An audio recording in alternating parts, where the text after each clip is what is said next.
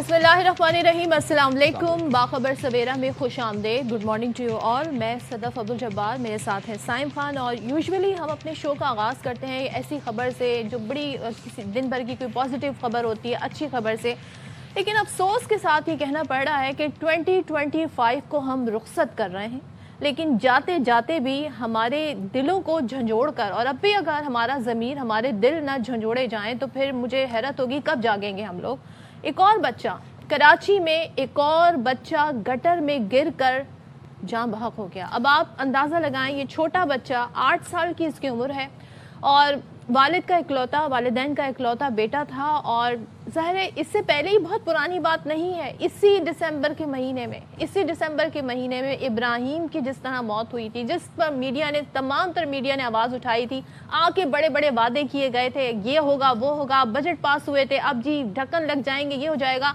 जिस गटर में बच्चा कुरंगी में गिरकर मरा है, 1 महीने से इस पर कवर नहीं था जी। गटर की सफाई करने के लिए उस कवर को उतारा गया और फिर बाद में आगे किसी ने पूछा ही नहीं कि सफाई करने के लिए गटर के ऊपर से ढक्कन उतारा है, वो ढक्कन गया कहाँ पे। इस शहर में, माफ़ कीजिएगा, मुझे कहने दीजिएगा, लेकिन माँ बाप लावारिस हो रहे हैं, लड़कियां जो हैं वो बेवा हो रही हैं, बच्चे यतीम हो रहे हैं, कोई पुरसाने हाल नहीं है। इसी कोरंगी में कोई 2 हफ्ते पहले वाकया पेश आया था, एक बुजुर्ग शहरी नाले में गिरकर जान बहक हो गया था। और कितनी जाने देनी है हमने गफलत और लापरवाही की नजर, और कितनी जाने जाएंगी। मतलब अगर मैं काउंट करूं साइम, इस साल के जो अदाद शुमार है, सिर्फ गटर में गिरकर मरने से, जिसमें बच्चे भी हैं, बुजुर्ग भी हैं और लोग भी हैं, तकरीबन ये कोई 24 के करीब, 23-24 के करीब ये तादाद है। ये मेरा एक अंदाज़ा है, अभी मैं प्रिसाइज नहीं बता रही हूँ। जो 3 वाक़यात हुए हैं इसी महीने के अंदर, वो आपके सामने। और इतना कुछ कहने के बावजूद, इतना मीडिया के शोर डालने के बावजूद, आप देखें एक और वाकया, और कुरंगी वो एरिया था जहां बुजुर्ग जिनके यही वाकया हुआ। और कुरंगी की जनाब बहुत सारे ऐसे पॉइंट आउट किए गए थे लोगों ने सोशल मीडिया पर। चले आप टेलीविजन को छोड़ दें, सोशल मीडिया पर लोगों ने वीडियोस अपलोड की हैं, शहरियों ने वीडियोस अपलोड की हैं कि देखिए जी यहाँ पर गटर का ढक्कन नहीं है, लेकिन इसके बावजूद किसी के कान पर जू नहीं। अफसोस ये होता है कि हम किसी दही इलाके की बात नहीं कर रहे, किसी दूर अफ्तादा इलाके की बात नहीं कर रहे, ये बात कराची की हो रही है। आपके मुल्क का मौशी हब, रीढ़ की हड्डी, मेट्रोपॉलिटन कॉस्मोपॉलिटन शहर है, और वहां पर बैठ के हम क्या रिपोर्ट कर रहे हैं कि साल 2025 में 23 जानें चली गई गटरों की और मैन होल की नजर हो गई। 23 जानें, अनबिलीवेबल। मैं इस पे ज़ाहिर है हम कोशिश करेंगे इस पर बात करें, ज़ाहिर है जो कंसर्न लोग हैं उनसे बात करें कि कुछ वो कंसर्न इस पे दिखाएं। लेकिन इस सेगमेंट को हम आगे भी लेकर जाएंगे, इस पे डिटेल में इसके साथ बात करेंगे। कल एक और बड़ी डेवलपमेंट हुई है, ज़रा उसको भी शामिल गुफ्तगू कर लेते हैं। और सिक्योरिटी इदारों की बरवक्त कार्रवाई हुई और कराची शहर बड़ी तबाही से बच गया, क्योंकि खुदकुश हमले के लिए एक लड़की को तैयार करके भेजा गया था। और इस लड़की का इंटरव्यू कल पूरे टेलीविजन स्क्रीन पर छाया रहा। ये बलूचिस्तान से कराची आते हुए जब चेकिंग हुई तो इस दौरान ये लड़की पकड़ी गई। अब वज़ीर दाखिला सिंध ज़िया लंजार कहते हैं कि रियासत मुखालिफ अनासर ने सोशल मीडिया के ज़रिए इस बच्ची की जहन साजी की, और जो कलअदम जमाते हैं उनकी जानिब से सारा सिलसिला, इससे पहले भी हमने देखा था, आई गेस 1 साल 2 साल पहले की बात है, इसी तरीके से एक खातून खुदकुश बमबार को भी तैयार करके भेजा गया। अच्छा, ये जो कलअदम जमाते हैं ये बड़े सिस्टमैटिक तरीके से अब बच्चों की, नौजवानों की, बच्चियों की जहन साजी कर रहे हैं। ये BLA, BLF ख़वातीन और कम उम्र बच्चियों को बतौर हथियार इस्तेमाल कर रही हैं और मुल्क के मुखालिफ हथियार बनाना चाह रही हैं इनको। ये मज़ाहमत नहीं, ये बल्कि बच्चों का इस्तेहसाल है और दहशतगर्दी है। अब हुआ क्या, इस बच्ची ने जैसे रिपोर्ट किया कि इसको व्हाट्सएप के ऊपर वीडियोस भेजी जाती थी जिसमें ये पूरा तरीक़ेकार समझाया जाता था कि आपने खुदकुश हमला कैसे परफॉर्म करना है। उसके बाद सदफ बाकायदा बुक्स भेजी जाती थी इसको, जिसमें प्रॉपर प्रोपोगेंडा होता था, रियासत मुखालिफ बातें थीं, थ्योरीज थीं, ताकि ये बच्चे पढ़े और इनकी जहन साजी हो और ये मुल्क मुखालिफ दहशतगर्दी करें। यानी कि अमूमन हम जो एक रिवायत देखते रहे, इस तरह के जो ट्रेंड खुदकुश बमबार होते हैं उन्हें किसी कैंप में ले जाया जाता है, वहाँ पर उनकी ट्रेनिंग की जाती है, उन्हें ब्रेन वॉश किया जाता है। लेकिन यहाँ पर सोशल मीडिया का प्लेटफॉर्म, ऑनलाइन प्लेटफॉर्म जो है वो यूज़ किया जा रहा है, जिसमें ये तमाम तर सूरत हाल हमारी सामने आ रही है। अच्छा जी, खुदकुश हमले के लिए तैयार कम उम्र तालबा का कहना है उसे नफरत अंगेज मवाद दिखाकर, जैसे कि साइम बता रहे थे, रियासत के लिए जी रियासत के लिए तैयार किया जा रहा था। और साथ ही साथ फिर जब चेकिंग हुई, तसल्ली बख्श जवाब ना दे पाई, तो फिर उसके बाद फिर इसको तहवील में लिया गया, फिर इसने कन्फेस भी किया। उसने कहा क्या, जरा आपको ये वीडियो दिखाते हैं। جو لوگ سوشل میڈیا پر نرم لہجے میں بات کرتے ہیں، ہمدردی دکھاتے ہیں، وہ مددگار نہیں ہوتے، وہ شکاری ہوتے ہیں۔ جو لوگ خودکشی کو حل کہتے ہیں، وہ اپنے بیٹیوں کو خودکش بم کیوں نہیں دیتے؟ اسکول کیوں بیچتے ہیں؟ کتاب اور قلم کیوں دیتے ہیں؟ جی تو یہ بات ہے کہ جو ان کو سکھا رہے ہیں وہ اپنے بچوں کو کتاب اور قلم پر کیوں پکڑا رہے ہیں، وہ اپنے بچوں کی ذہن سازی کر کے ان کو خودکش حملہ آور کیوں بنا رہے ہیں۔ یہ B L A, B L F, M B, ان کے سہولت کار، ان کے سربراہ باہر کے ممالک میں بیٹھ کے پرتعیش زندگی گزار رہے ہیں، لگژوریس زندگی گزار رہے ہیں، اور یہاں پر ریڈ لائن کراس ہو گئی، ہمارے ملک کی بیٹیوں کو ملک کے مخالف کھڑا کیا جا رہا ہے، ان کی ذہن سازی کی جا رہی ہے۔ بالکل، اور اس ساری صورتحال کے حوالے سے وزیر اطلاعات عطا تارڑ صاحب نے بھی گفتگو کی، ذرا سنتے ہیں وہ کیا کہہ رہے ہیں۔ آج بی ایل اے اور بی ایل ایف کا مکروہ چہرہ بڑی کلیئرٹی کے ساتھ دیکھ لیا۔ یہ جو انسانی حقوق کا پرچار کرتی ہے مارنگ بلوچ، اور جس طریقے سے یہ شر پسندی کی اور دہشت گردی کی کارروائیوں میں ملوث ہے، یہ کوڑیوں پہ بکنے والے لوگ ہیں، ان کا بھرپور بندوبست کیا جا رہا ہے، ان کا نام و نشان نہیں ملے گا۔ اچھا جی، وزیر اعلیٰ بلوچستان نے کہا ہے کہ جی بلوچستان کے پہاڑوں پر موجود بلوچوں کو قومی دھارے میں آنے کی دعوت انہوں نے دی ہے، اور سرفراز بگٹی کہتے ہیں کہ جی بندوق کے زور پر اپنا ذریعہ مسلط نہیں کیا جا سکتا۔ ہمارے ساتھ موجود ہے دفاعی تجزیہ کار بریگیڈیئر ریٹائرڈ احمد سعید منہاس صاحب۔ بہت شکریہ منہاس صاحب، آپ نے باخبر سویرا کے لیے وقت نکالا۔ سر، وہ کہتے ہیں نا کہ تہمت لگا کر ماں پر دشمن سے جو داد لے، ایسے سخن فروش کو مر جانا چاہیے۔ یہ پہلی دفعہ نہیں ہے کہ کالعدم تنظیموں نے ہمارے بچوں کی ذہن سازی کی کوشش کی ہو، ہمارے بچوں کو تیار کیا جا رہا ہے اس لیے کہ وہ ملک مخالف سرگرمیوں میں حصہ لیں، ریاست کے مخالف ان کی ذہن سازی کی جا رہی ہے، اور اس دفعہ تو باقاعدہ سسٹمیٹک طور پر سوشل میڈیا کا سہارا لیا گیا، وہاں پر بچوں کو ویڈیوز بھیجی گئیں۔ کیا لگتا ہے آپ کو عملی طور پر کیا اقدامات کرنے چاہیے ہمیں؟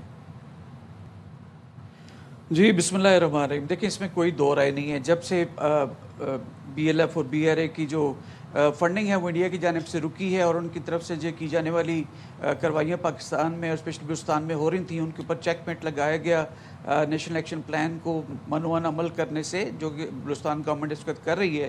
تو پھر انہوں نے جب کائنیٹک طریقے سے نئی سکسیس ان کو ملی، تو انہوں نے پھر نان کائنیٹک آپشن میں 5th جنریشن وارفیئر کا استعمال کرتے ہوئے پروپیگنڈا وارفیئر کو ایز اے ٹول یوز کیا، اور اسپیشلی اس میں جو ٹارگٹ تھا وہ اس میں بیٹیاں تھیں یا جو ہماری ینگ لڑکی ہیں، ان کو ٹارگٹ کیا گیا کہ ان کی ذہن سازی کر کے جو ہے وہ پاکستان پہ حملہ کیا جائے یا کہیں پہ کسی ٹارگٹ کے اوپر اٹیک کیا جائے۔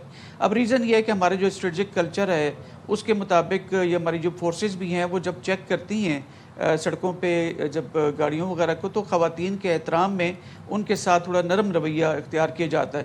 تو لہٰذا ہمارے اسٹریٹجک کلچر کی یہ جو اس کو فالٹ لائن بولیں یا ہماری ہمدردی بولیں یا ہمارا اچھا رویہ بولیں، اس کو استعمال کر کے اس بیٹی کا جو ذہن سازی کی گئی، اور اس کو کراچی میں جو ہے وہ لانچ کیا جا رہا تھا، کہ جس کو لا انفورسمنٹ ایجنسیز نے چیک کیا، اور اس کو بر وقت ہم نے اپری ہینڈ کر کے کراچی کو بڑی تباہی سے بچایا۔ جہاں پر یہ خوشائن چیز ہے وہیں پہ لمحہ فکریہ بھی ہے۔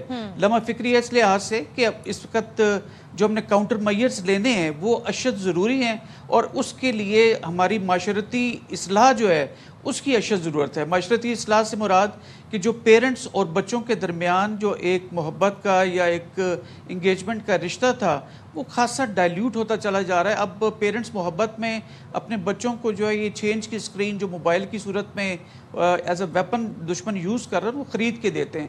اب اگر آپ دیکھیں تو اپنے ڈرائنگ روم کلچر کے اندر بھی دیکھیں آپ، تو پیرنٹس شام میں اگر 2 بچے اور ماں باپ بیٹھے ہوئے ہیں تو وہ چاروں اپنے اپنے موبائل کے اوپر بجائے کہ آپس میں بات کریں، کسی کنسٹرکٹیو ٹاپک کے اوپر بات کریں، وہ سوشل میڈیا کی ایپس استعمال کرتے ہوئے نظر آتے ہیں۔ اور اب جو کھانا ہم کھایا کرتے تھے لنچ یا ڈنر، اسپیشلی ڈنر، وہ بھی اب بچے اب کمروں میں کھا رہے ہیں اور اس طرح سے انگیج نہیں کر رہے پیرنٹس کے ساتھ۔ تو لہٰذا میں سمجھتا ہوں کہ معاشرتی اصلاح کی اشد ضرورت ہے۔ سب سے پہلا حل تو یہ، اور نمبر 2 آپ کو ڈرائیو لانچ کرنے کی ضرورت ہے اس وقت، کہ جیسے فار ایگزامپل آج کل چل رہی تھی کہ پولیو کے خلاف جو ایک مہم چل رہی تھی، اسی طریقے سے اپنے بچوں کو انگیج کرنے کی ضرورت ہے گورنمنٹ لیول کے اوپر، اور اسپیشلی اسکول، کالجز اور یونیورسٹیز کے اندر۔ جیسے میں خود ایک یونیورسٹی میں اس وقت لیڈ کر رہا ہوں، اب جب ٹیچرز جاتے ہیں کلاس روم میں روسٹرم کے پیچھے صبح یا اپنے کسی بھی لیکچر کے موقع پر، تو پوچھا جاتا ہے کہ what's happening in the world, تو what's happening in the world کے ساتھ آپ 2 منٹ میں اگر یہ بھی بتائیں کہ پروپیگنڈا وارفیئر کیسے چل رہی ہے اور کیسے دشمن جو ہے آپ کو ٹارگٹ کر کے اپنی اسٹیٹ کے خلاف کر رہا ہے، تو میں سمجھتا ہوں کہ اصلاح یونیورسٹیوں سے، کالجز اسکول سے اور پھر آف کورس گھروں سے شروع ہو سکتی ہے. اور last but not the least کہ اس وقت بچوں کو انگیج کرنے کی ضرورت ہے. اور میں یہ بھی کہوں کہ آپ کی جو کائنیٹک وار ہے بیسیکلی وہ اتنی لیتھل ہو چکی ہے ویپنز کی لیتھیلٹی کی وجہ سے کہ اب لوگ جو ہیں وہ ممالک آپس میں جو ہے وہ کنونشنل وار کی طرف شاید نہ جائیں, وہ 5th جنریشن وارفیئر کو اپنے حق میں استعمال کرتے کریں گے. یہ اس صورت میں نظر آ رہا ہے کہ کس طریقے سے, اب میں یہی بات کہہ رہی تھی کہ مناز صاحب پہلے تو ایک روایتی طریقہ ہوتا تھا, کیمپس ہوتے تھے ان کی, وہ ظاہر ہے کہیں وہ فزیکل ان کا اسٹرکچر ہوتا ہوگا, وہاں پہ انہیں ٹریننگ دی جاتی تھی, لیکن یہ بچی سوشل میڈیا پر انفلوئنسڈ ہوئی. آپ نے بہت ساری چیزوں کی نشاندہی کی کہ پیرنٹس کو کیا رول پلے کرنا ہوگا, اور ظاہر ایک آگاہی مہم بھی چلانا ہوگی جیسے کہ پولیو کی مہم چلائی جاتی ہے. لیکن جب وزیر اعلیٰ بلوچستان کہتے ہیں کہ پہاڑوں پر موجود بلوچوں کو قومی دھارے میں آنے کی وہ دعوت دے رہے ہیں اور کہتے ہیں جی کہ مزاحمت کا راستہ اپنانے والے واپس آ جائیں, اس کے لیے کرنا کیا ہوگا؟ وہ کون سے پریکٹیکل کانکریٹ 3 اسٹیپس ایسے ہو سکتے ہیں جو کیے جا سکتے ہیں اور یہ آفر ان کے لیے بڑی خوشکن ہو سکتی ہے؟ نیشنل ایکشن پلان کو اسے میں نے کہا کہ ویزاوی اگر آپ کے پی کے دیکھیں تو بلوچستان میں اس پہ خاصا عمل بھی ہو رہا ہے, اور ماضی کے اندر آپ دیکھیں تو خاصے لوگ جو ہیں جیسے بگٹی ٹرائب کے بڑے ایک سردار تھے, انہوں نے بگٹی ایریا کے اندر آ کے ان کو اپنے 100 جنگجوؤں کے ساتھ سرنڈر کیا تھا. تو بیسیکلی آپ نے کیا کرنا ہے, ان کو آپ نے اچھی سہولیات دینی ہے, ان کے سٹیکس بڑھانے ہیں, نوکریاں دینی ہیں, پڑھانا ہے ان کو, اور ایسی تمام چیزیں کہ جن کو کیش کر کے جو ایز اے ٹول یوز کیا جاتا ہے ورگلانے کے لیے نوجوانوں کو, اسپیشلی لڑکوں کو, تو ان کو آپ نے ایڈریس کرنا ہے. جیسے اب فار ایگزامپل اس وقت پنجگور کی جو کھجور ہے پوری دنیا میں مشہور ہے, تو اگر یہ پہلے کھجور کا پتہ ہی نہیں ہوتا تھا, لیکن رمضانوں کے دنوں میں آپ دیکھیں تو one of the best selling کھجور اس وقت ہوتی ہے. تو لہٰذا ان کے اکنامک اسٹیکس بڑھنے سے وہاں پر جو دہشت گردی کی کاروائیاں ہوا کرتی تھیں, لوگ پہاڑوں پہ جاتے تھے, اب لوگ اس کو ریزنٹ کرتے نظر آتے ہیں. تو لہٰذا اپنے اکنامک اسٹیکس بڑھانے, پیرنٹس کو نوکریاں دینی ہیں, بچوں کو نوکریاں دینی ہیں, اور اچھے تعلیم کے جو ہے وہ مواقع فراہم کرنے ہیں. اگر آپ کے بلوچستان میں اچھے اسکولز یا کالجز آپ کے خیال میں اس وقت نہیں ہیں تو وہ بنانے کی ضرورت ہے. جب تک وہ اسکول بنے تو میرے خیال میں جو اچھے پڑھنے والے بچے ہیں ان کو دیگر جو صوبوں میں لے جا کر, اسپیشلی لائک عربی پبلک اسکول کی پوری چین ہے وہاں لے جایا جا سکتا ہے, کیڈٹ کالجز ہیں وہاں لے جایا جا سکتا ہے, کیونکہ جب آپ کے بچے یہاں سے پڑھیں گے وہ اچھے اور برے اور جو ہے اس پہ تمیز کر سکیں گے, تب انشاءاللہ تعالیٰ یہ چیزیں بہتری ہوں گی. 2 ابھی بھی بہتر ہیں لیکن پھر مزید کیٹلسٹ کے طور پہ کام کریں گے. اور بہت شکریہ مناز صاحب, آپ نے باخبر سویرا کے لیے وقت نکالا. بات یہ ہے کہ شعور بڑا امپورٹنٹ ہے, شعور ہی آپ کو بتاتا ہے کہ کتنی تھن لائن ہے بٹوین گڈ اینڈ بیڈ, اور یہ جب تک شعور ہم نے اپنے بچوں کو اب دلانا ہے, ان کو یہ بتانا ہے کہ یہ ریاست مخالف تنظیمیں ہیں, یہ کل عدم تنظیمیں ہیں, ان کو آئیڈینٹیفائی کیسے کرنا ہے اور پھر ان سے بچنا کیسے آپ لوگوں نے. اور آپ بالکل ٹھیک آپ نے بات کی تھی کہ جس طرح پولیو مہم ہم چلاتے تھے اسی طرح اب یہ ایک آگاہی مہم چلانی چاہیے اویئرنیس کے لیے. اور دیکھیں سوشل میڈیا پہ اگر کوئی انفلوئنس ہو رہا ہے تو ڈی انفلوئنس بھی کیا جا سکتا ہے. بہت ساری ایسی چیزیں ہیں جو, اور اب تو بہت آسان ہے, انڈیا کا رول ہمارے سامنے ہے, افغانستان کا رول ہمارے سامنے ہے, اور ہم اس کو ہمارے پاس بطور ثبوت وہ چیزیں بہت ساری سامنے ہیں. اس پر بھی ہم بات کریں گے. آگے بڑھتے ہیں اور اسی سٹوری کی طرف چلتے ہیں جس پر ہم بات کر رہے تھے, اور کراچی کا ایشو جو اس سے پہلے ہم ڈسکس کر رہے تھے, جو دل خراش واقعہ 8 سال کا بچہ دلبر جاں بحق ہوا گٹر میں گر کر, گٹر کا ڈھکن نہیں تھا.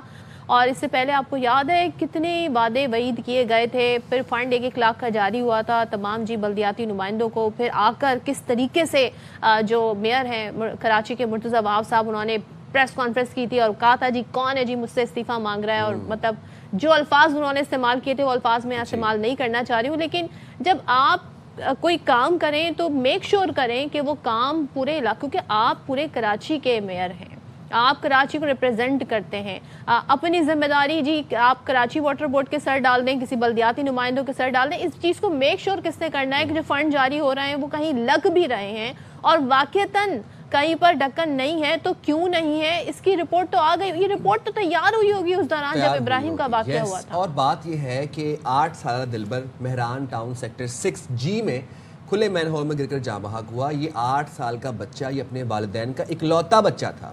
اب جس ماں نے اپنا 8 سال کا, جس باپ نے اپنا 8 سال کا لخت جگر کھو دیا, گوا دیا, گر کر وہ گٹر میں گر کر جاں بحق ہو گیا, اس کو اب آپ کیا بتائیں گے کہ ہماری ذمہ داری نہیں تھی، یہ ٹاؤن چیئرمین پر آتا ہے یا یہ ٹاؤن کاؤنسلر کی ذمہ داری تھی؟ یہ جو بلیم گیم ہے، جو بلیم گیم کا سلسلہ ہے کہ اس کی ذمہ داری تھی، اس کی ذمہ داری تھی، اس سے مسئلہ کوئی مسئلہ حل بھی نہیں ہو رہا ہے. فار یور کائنڈ انفارمیشن، یہ بلیم گیم ڈالنے سے کوئی ادارہ ذمہ داری لینے کو تیار نہیں ہے. بات کر لیتے ہیں نذیر شاہ، ہمارے نمائندے ساتھ ہیں.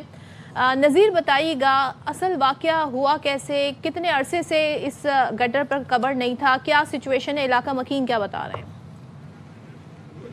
بالکل دیکھیں، صدف بدترین انتظامی غفلت کا ایک اور یہ افسوسناک واقعہ پیش آیا ہے، اور اس کے ساتھ ساتھ یہ جو واقعہ ہوا ہے تو رواں سال اب تک جو جاں بحق ہونے والے بچے، بوڑھے یا دیگر کی تعداد ملا کر 27 ہو چکی ہے، جس میں 14 افراد مین ہول میں گر کر اور 13 کھلے نالوں میں گر کر اب تک اپنی جان کی بازی ہار چکے ہیں. میرے دائیں جانے بغیر کیمرہ مین دکھا سکے، یہاں پر یہ جو ٹینٹ لگا ہوا ہے یہ بچے کا گھر کے پاس کی جگہ ہے جہاں پر گزشتہ روز بچہ اس مین ہول میں گرا تھا. یہاں دائیں جانب کیمرہ مین روٹیٹ کرے تو یہ دکھائے، یہ وہ مین ہول ہے جس کے اوپر اب بھی ڈھکن موجود نہیں ہے. گزشتہ روز یہاں پر مختلف سیاسی پارٹیاں ہیں جو ایک دوسرے پر الزامات لگاتے رہے. جو عبداللہ مراد ہیں وہ آئے، ان کا کہنا تھا کہ ہم لاشوں پر سیاست کرنے نہیں آئے، اور پوری سیاست کر کے وہ یہاں پر چلے گئے. اسی طرح فکسڈ والے ایک ڈالے میں 2 ڈھکن لے کر آئے، جن کو علاقہ مکینوں نے اور پیپلز پارٹی کے جو یہاں پر کارکنان تھے انہوں نے ڈھکن لگانے نہیں دیے، لیکن ان کے جانے کے بعد خود بھی ڈھکن نہیں لگائے. اس وقت بھی کیمرہ مین، بلکہ میں آپ کو تھوڑا قریب سے بھی جا کر دکھا دوں، یہ وہ جگہ ہے جو اس تقریباً 25 قدم کے فاصلے پر مین ہول موجود ہے، اس پر بھی ڈھکن موجود نہیں ہے. اور جس مین ہول میں بچہ گرا تھا وہ ہم آپ کو قریب سے دکھاتے ہیں. یہاں پر بچے کے چاچا بھی موجود ہے جس نے اس بچے کو یہاں سے نکالا، اس کے والد بھی موجود ہیں اور ریسکیو ادارے بھی موجود ہیں. یہ وہ مین ہول ہے جس کے اندر بچہ گر کر اپنی جان کی بازی ہار گیا. آپ یہ بتائیے گا، کل جب آپ یہاں پر آئے آپ نے بچے کو کیسے نکالا، کتنی دیر میں نکالا، اور جب نکالا کیا کنڈیشن تھی؟ بچہ تو جا چکا تھا اس ٹائم. ٹھیک ہے جی. آپ کو کیسے پتا چلا، اور اس وقت گلی میں کیا سن رہا ہے، بچہ کیا کر رہا تھا؟ یہ تھی صاحب، ادھر بچے کھیل رہے تھے بیٹھ کے، تو میں نے ان کو منع کیا. میں نے بولا ادھر گٹر کھلے ہوئے ہیں، آپ ادھر نہیں کھیلو. پھر گھر پہ گئے، پھر واپسی آئے تو پھر ادھر بیٹھ گئے. آگے بیٹھے تو پھر یہاں ادھر بچہ پتہ نہیں کیسے گیا ہے کیسے نہیں گیا. میں تو کام کر رہا تھا گودام میں اندر، مجھے پتہ چلا آواز شور آئی تو پھر میں فوراً یہاں پہ آیا. اچھا، یہ بچے کے والد ہیں، آپ کیا کام کرتے ہیں، آپ کے کتنے بچے ہو رہے ہیں، اور اب آپ کی کیا اپیل ہے؟ میں کام لوڈنگ کا کرتا ہوں، ایک ہی میرا بچہ تھا، باقی اپیل اکلوتا بیٹا تھا آپ کا؟ ایک لوٹا بیٹا. اپیل یہ ہے کہ بھائی لہٰذا ڈھکن لگائے جائیں، پہلے نہیں تھے ابھی لگائے جائیں، بس یہی اپیل ہے. نہیں تو ڈھکن تو یہاں پر بھی نہیں ہے، آپ کے برابر میں بھی نہیں ہے، گلی سے جہاں سے ہمارے وہاں پر بھی نہیں ہے. پیچھے سے آگے تک کوئی بھی ڈھکن نہیں ہے. تو آپ نے ووٹ کس کو دیا تھا؟ ووٹ تو آپ نے پیپلز پارٹی کو دیا تھا. آپ ان سے کہتے نہیں ہے کہ ڈھکن لگا کر جاؤ، سیاست نہیں کرو؟ بولا تو ہے، رات کو آئے ادھر لڑکے چلے گئے، کچھ کیا تو نہیں ہے. رواں سال اب تک کتنے واقعات ہو چکے ہیں ڈھکن اور نالوں میں؟ رواں سال جو ہے اب تک 27 افراد جو ہے ندی نالوں میں اور گٹر میں گر کر جاں بحق ہوئے، جس میں 6 بچے اور 21 مرد شامل ہیں. آپ بالکل دیکھیں، یہاں پر آپ یہ صورتحال دیکھ رہے ہیں کہ مین ہولز کے اوپر سیاست ہو رہی ہے. سب سے افسوسناک واقعہ یہ ہے کہ کل رات کو یہاں باقاعدہ جھگڑا ہوتا رہا. ہم نے رات کو یہ خبر نشر کی جس کے اندر 2 پارٹیوں کے کارکنان آپس میں جھگڑ رہے، ایک دوسرے کو دھکے دے رہے ہیں اور تلخ کلامی ہو رہی ہے. اور وہ یہ کہہ رہے تھے کہ تم یہاں اب ڈھکن لگانے کے لیے آئے ہو، تو وہ کم سے کم اب ڈھکن لگانے آ تو گئے تھے، اور جب وہ چلے گئے تب پھر آپ نے کیوں نہیں ڈھکن اب تک یہاں لگائے؟ جس راستے سے ہوتے ہوئے میں یہاں تک پہنچا ہوں، میں نے اپنے موبائل سے فوٹیج بنائی ہے، اس میں میں نے دکھایا کہ اس پورے راستے میں کسی بھی مین ہول پر ڈھکن موجود نہیں ہے. مجھے ایک بات بتائیں نذیر، آپ نے کہا ڈپٹی میئر یہاں آئے تھے، اس کے بعد یہ جھگڑا ہوا جی کہ ڈھکن فکسڈ والے لگانے آئے، انہوں نے لگانے کی کوشش کی تو پیپلز پارٹی والوں کے جو کارکنان ہیں انہوں نے منع کیا اور خود بھی نہیں لگایا. ابھی بھی یہ اسی طریقے سے مین ہول کھلے ہوئے ہیں. کوئی یہاں کا جو کرتا دھرتا ہے جنہوں نے ووٹ لیا عوام سے، وہ کہاں ہیں اس وقت اس واقعے کے بعد؟ دیکھیں، یہ انتہائی ایک ایسی صورتحال ہے جس کا میں آپ کو اس طرح وضاحت کرتا چلوں کہ پہلے جب کسی جگہ کوئی واقعہ ہوتا تھا تو جو بھی انتظامیہ ہوتی تھی ان کو اپنے اوپر والوں کا خوف ہوتا تھا کہ یار جلدی سے ڈھکن لگا دو تاکہ اگر ہمارا کوئی بڑا ہے تو دیکھ سکے کہ اب یہاں ڈھکن لگ چکا ہے. لیکن اب ایسے لگتا ہے کہ کوئی کسی کی پرواہ نہیں کرتا. ایک واحد ابراہیم والا واقعہ تھا جس میں deputy commissioner, assistant commissioner, S S P east اور دیگر تقریباً 10 کے قریب جس کے اندر واٹر بورڈ کے لوگ بھی شامل ہیں ان کو معطل کیا گیا. اس کے بعد زمان ٹاؤن کی حدود میں تجاوزات کی وجہ سے ایک بچہ اپنی جان سے چلا گیا, وہاں ڈپٹی کمشنر کورنگی نہیں پہنچے. پھر اسی طرح کورنگی تھانے کی حدود میں ایک بزرگ 80 سالہ ایک نالے میں گر کر اپنی جان سے چلا گیا. آج بھی وہ جگہ ویسی صورتحال ہے, وہاں پر کوئی سلیبس وغیرہ نہیں لگائی گئی ہیں. اور اسی طریقے سے وہاں پر پھر ہمیں جو جماعت اسلامی کے وہاں پر تھے ایڈمنسٹریٹر, انہوں نے ہمیں بتایا, چیئرمین نے, کہ ہمیں یہاں پر نالوں پر کام کرنے کی اجازت ہی نہیں ہے, یہ براہ راست میئر کراچی خود دیکھتے ہیں. مسئلہ سب سے بڑا یہ کہ یہاں پر ذمہ داری لینے کے کوئی تیار نظر نہیں آتا. ابراہیم واقعے میں بھی ہم نے معطلیاں دیکھی ہیں, بڑے بڑے عہدے معطل ہو گئے, لیکن آج تک کوئی ایسی رپورٹ جاری نہیں کی گئی جس میں یہ بتایا گیا ہو کہ اس واقعے کا اصل ذمہ دار یہ تھا. نذیر ایک بات بتائیے گا, یہ جو آپ کے عقب میں بھی آپ نے ہمیں مناظر بھی دکھائے, میں یہ سمجھنا چاہ رہا ہوں کہ یہ صرف کوئی ایک مین ہول نہیں ہے, یہ تو پوری گلی کے اندر جتنے بھی گٹر ہیں کسی کے اوپر ڈھکن نہیں ہے, ایسا ہی ہے؟ بالکل ایسا ہی ہے. اور سائم یہ مین ہول سے زیادہ یہ تندور کی شکل پیش کر رہا ہے. اور اس ہائٹ پر آپ کو تھوڑا میں ٹیکنیکل بات بتاؤں, اس ہائٹ کے مین ہول سے اس صورت میں بنائے جاتے ہیں جب اس گلی کے اندر کوئی ایسا ٹینڈر پاس ہوا ہو کہ سڑک بنانی ہو, تو سڑک جب بنتی ہے تو اس کی ہائٹ جب اوپر تک آ جاتی ہے تو مین ہول اور اس میں تھوڑا بہت فرق رہ جاتا ہے. تو اس کا مطلب یہ ہے کہ یہاں پر سڑک بھی نہیں بنی اور مین ہول بھی نہیں بنی. سڑک کہہ سکتے ہیں. میں تو اس علاقے کی حالت دیکھ کے حیران ہوں, جس طریقے سے یہاں جگہ جگہ کچرا پڑا ہے, ٹوٹی پھوٹی سڑکیں یہاں کے اوپر. سڑکوں کے لیے جو فنڈز ہوں گے, جو یہاں کے ترقیاتی کام ہوں گے, وہ کہاں ہیں؟ جب گٹر پہ ڈھکن نہیں ہے تو سڑک کیا بنے گی؟ آپ نے بالکل صحیح پوائنٹ آؤٹ کیا, کیونکہ یہ بہت زیادہ اوپر بنا ہوا ہے اور یہ اسی صورت میں ہوتا ہے جب یہاں سڑک بننی ہوتی ہے. تو ذرا ہمیں بتائیے گا کہ اس علاقے کے کون ہیں جنہوں نے یہاں سے بلدیاتی الیکشن میں جیتے تھے یہاں سے, اور کون یہاں کے ایم پی اے ہیں؟ پیپلز پارٹی سے تعلق ہے ان کا؟ دیکھیں, جو یہاں بچے کا والد ہے, جو اکلوتا جو دلبر تھا, اس کے والد کا کہنے کہ پیپلز پارٹی کو ووٹ دیا تھا, وہی یہاں سے جیتے تھے. اور یہاں پر صرف میں آپ کو بتاؤں گا نہیں, بلکہ میں کوشش کرتا ہوں مزید بھی یہاں پر صورتحال دکھا سکتا. آپ یہیں کے رہنے والے ہیں؟ یہاں کون ہے جو اقتدار میں پارٹی ہے, کس کو ووٹ دیا تھا آپ نے؟ پیپلز پارٹی والوں کو. تو یہاں کون ہے چیئرمین, کون ہے کونسلر, کون ہے؟ کونسلر تو شانی ہے, شانی. جی وہ یہاں تو کوئی کام نہیں کرنے آتے. یہاں تو میرا خیال ہے جب سے ہم ووٹ لینے آتے ہیں, باقی اس کے علاوہ تو کوئی. تو پھر آپ ووٹ بھی کیوں دیتے ان کو؟ آئندہ نہیں دیں گے, اب آئندہ جو آئے گا تو پھر اس کو یہ کریں گے. آپ آئندہ بھی دیں گے اور ایسے ہی چلتا رہے گا. لیکن میں آپ کو ابھی اس ٹینٹ کے پیچھے کی تھوڑا صورتحال دکھا سکوں, یہ کیمرہ میں دکھائے. یہ ان گلیوں کا یہ حال ہے, اور اس ٹینٹ کے پیچھے جو گلی ہے وہاں کی بھی میں آپ کو جہاں تک لگ رہا ہے کہ یہیں پر ہی جنازہ پڑا جائے گا بچے کا, اسی سڑک کے اوپر, اسی گندگی جنازہ. صاحب جنازہ کل رات کو اسی جگہ پر ہو چکا ہے, اور افسوسناک بات ہے. اب آپ یہ دیکھیں, یہ اس گلی کے پیچھے کی صورتحال ہے. کیمرہ میں ذرا زوم کر کے دکھائیں آپ وہاں پہ. یہ گلی تو کسی طرح نہیں, مجھے کچرا کنڈی کا منظر یہ پورا علاقہ پیش کر رہا ہے. بالکل ایسا ہی ہے. اور یہاں کے لوگ کس طرح رہتے ہیں, کیسے جی رہے ہیں, ان سے جو سیاستدان ہیں جو یہاں پر ووٹ مانگنے کے لیے آتے ہیں, صرف اسی وقت اپنا چہرہ لوگوں کا یہی مطالبہ ہے نذیر کہ یہاں پر کم سے کم سڑک تو بنے, کم سے کم مین ہولوں پر ڈھکن تو. بہت شکریہ, آپ ہمیں اپڈیٹ کر رہے تھے. ہمیں صورتحال دکھا رہے تھے, اور یہ تمام تو صورتحال دیکھنے کے بعد اندازہ ہوتا ہے کہ جی ہمارے حکمرانوں کے کوئی انٹرسٹ نہیں ہے.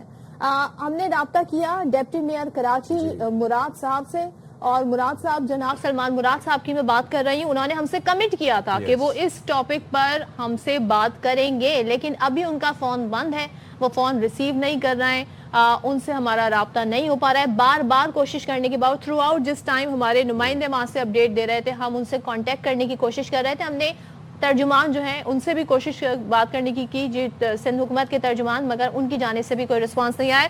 یہ ہے رویہ, یہ المیہ ہے. انسانی جان کی کوئی قیمت نہیں ہے. ابراہیم کے واقعے کے بعد بھی کسی کی آنکھیں نہیں کھلی, ابراہیم کے واقعے کے بعد بھی کوئی لاہ عمل سامنے نہ آئے, کوئی پلان نہیں ہے ان کے پاس. یہ پیسے جاری کر دیں گے لیکن پلان ان کے پاس کوئی نہیں ہے, مانیٹرنگ نہیں کر سکتے, گٹر پہ ڈھکن نہیں لگا سکتے. اور آپ کے ہمارے بچے اسی طریقے سے جی آئے دن کوئی کسی سڑک کے اوپر مارا جائے گا ٹرک کے آ کے نیچے, یا پھر اس طریقے سے وہ چلا جائے گا.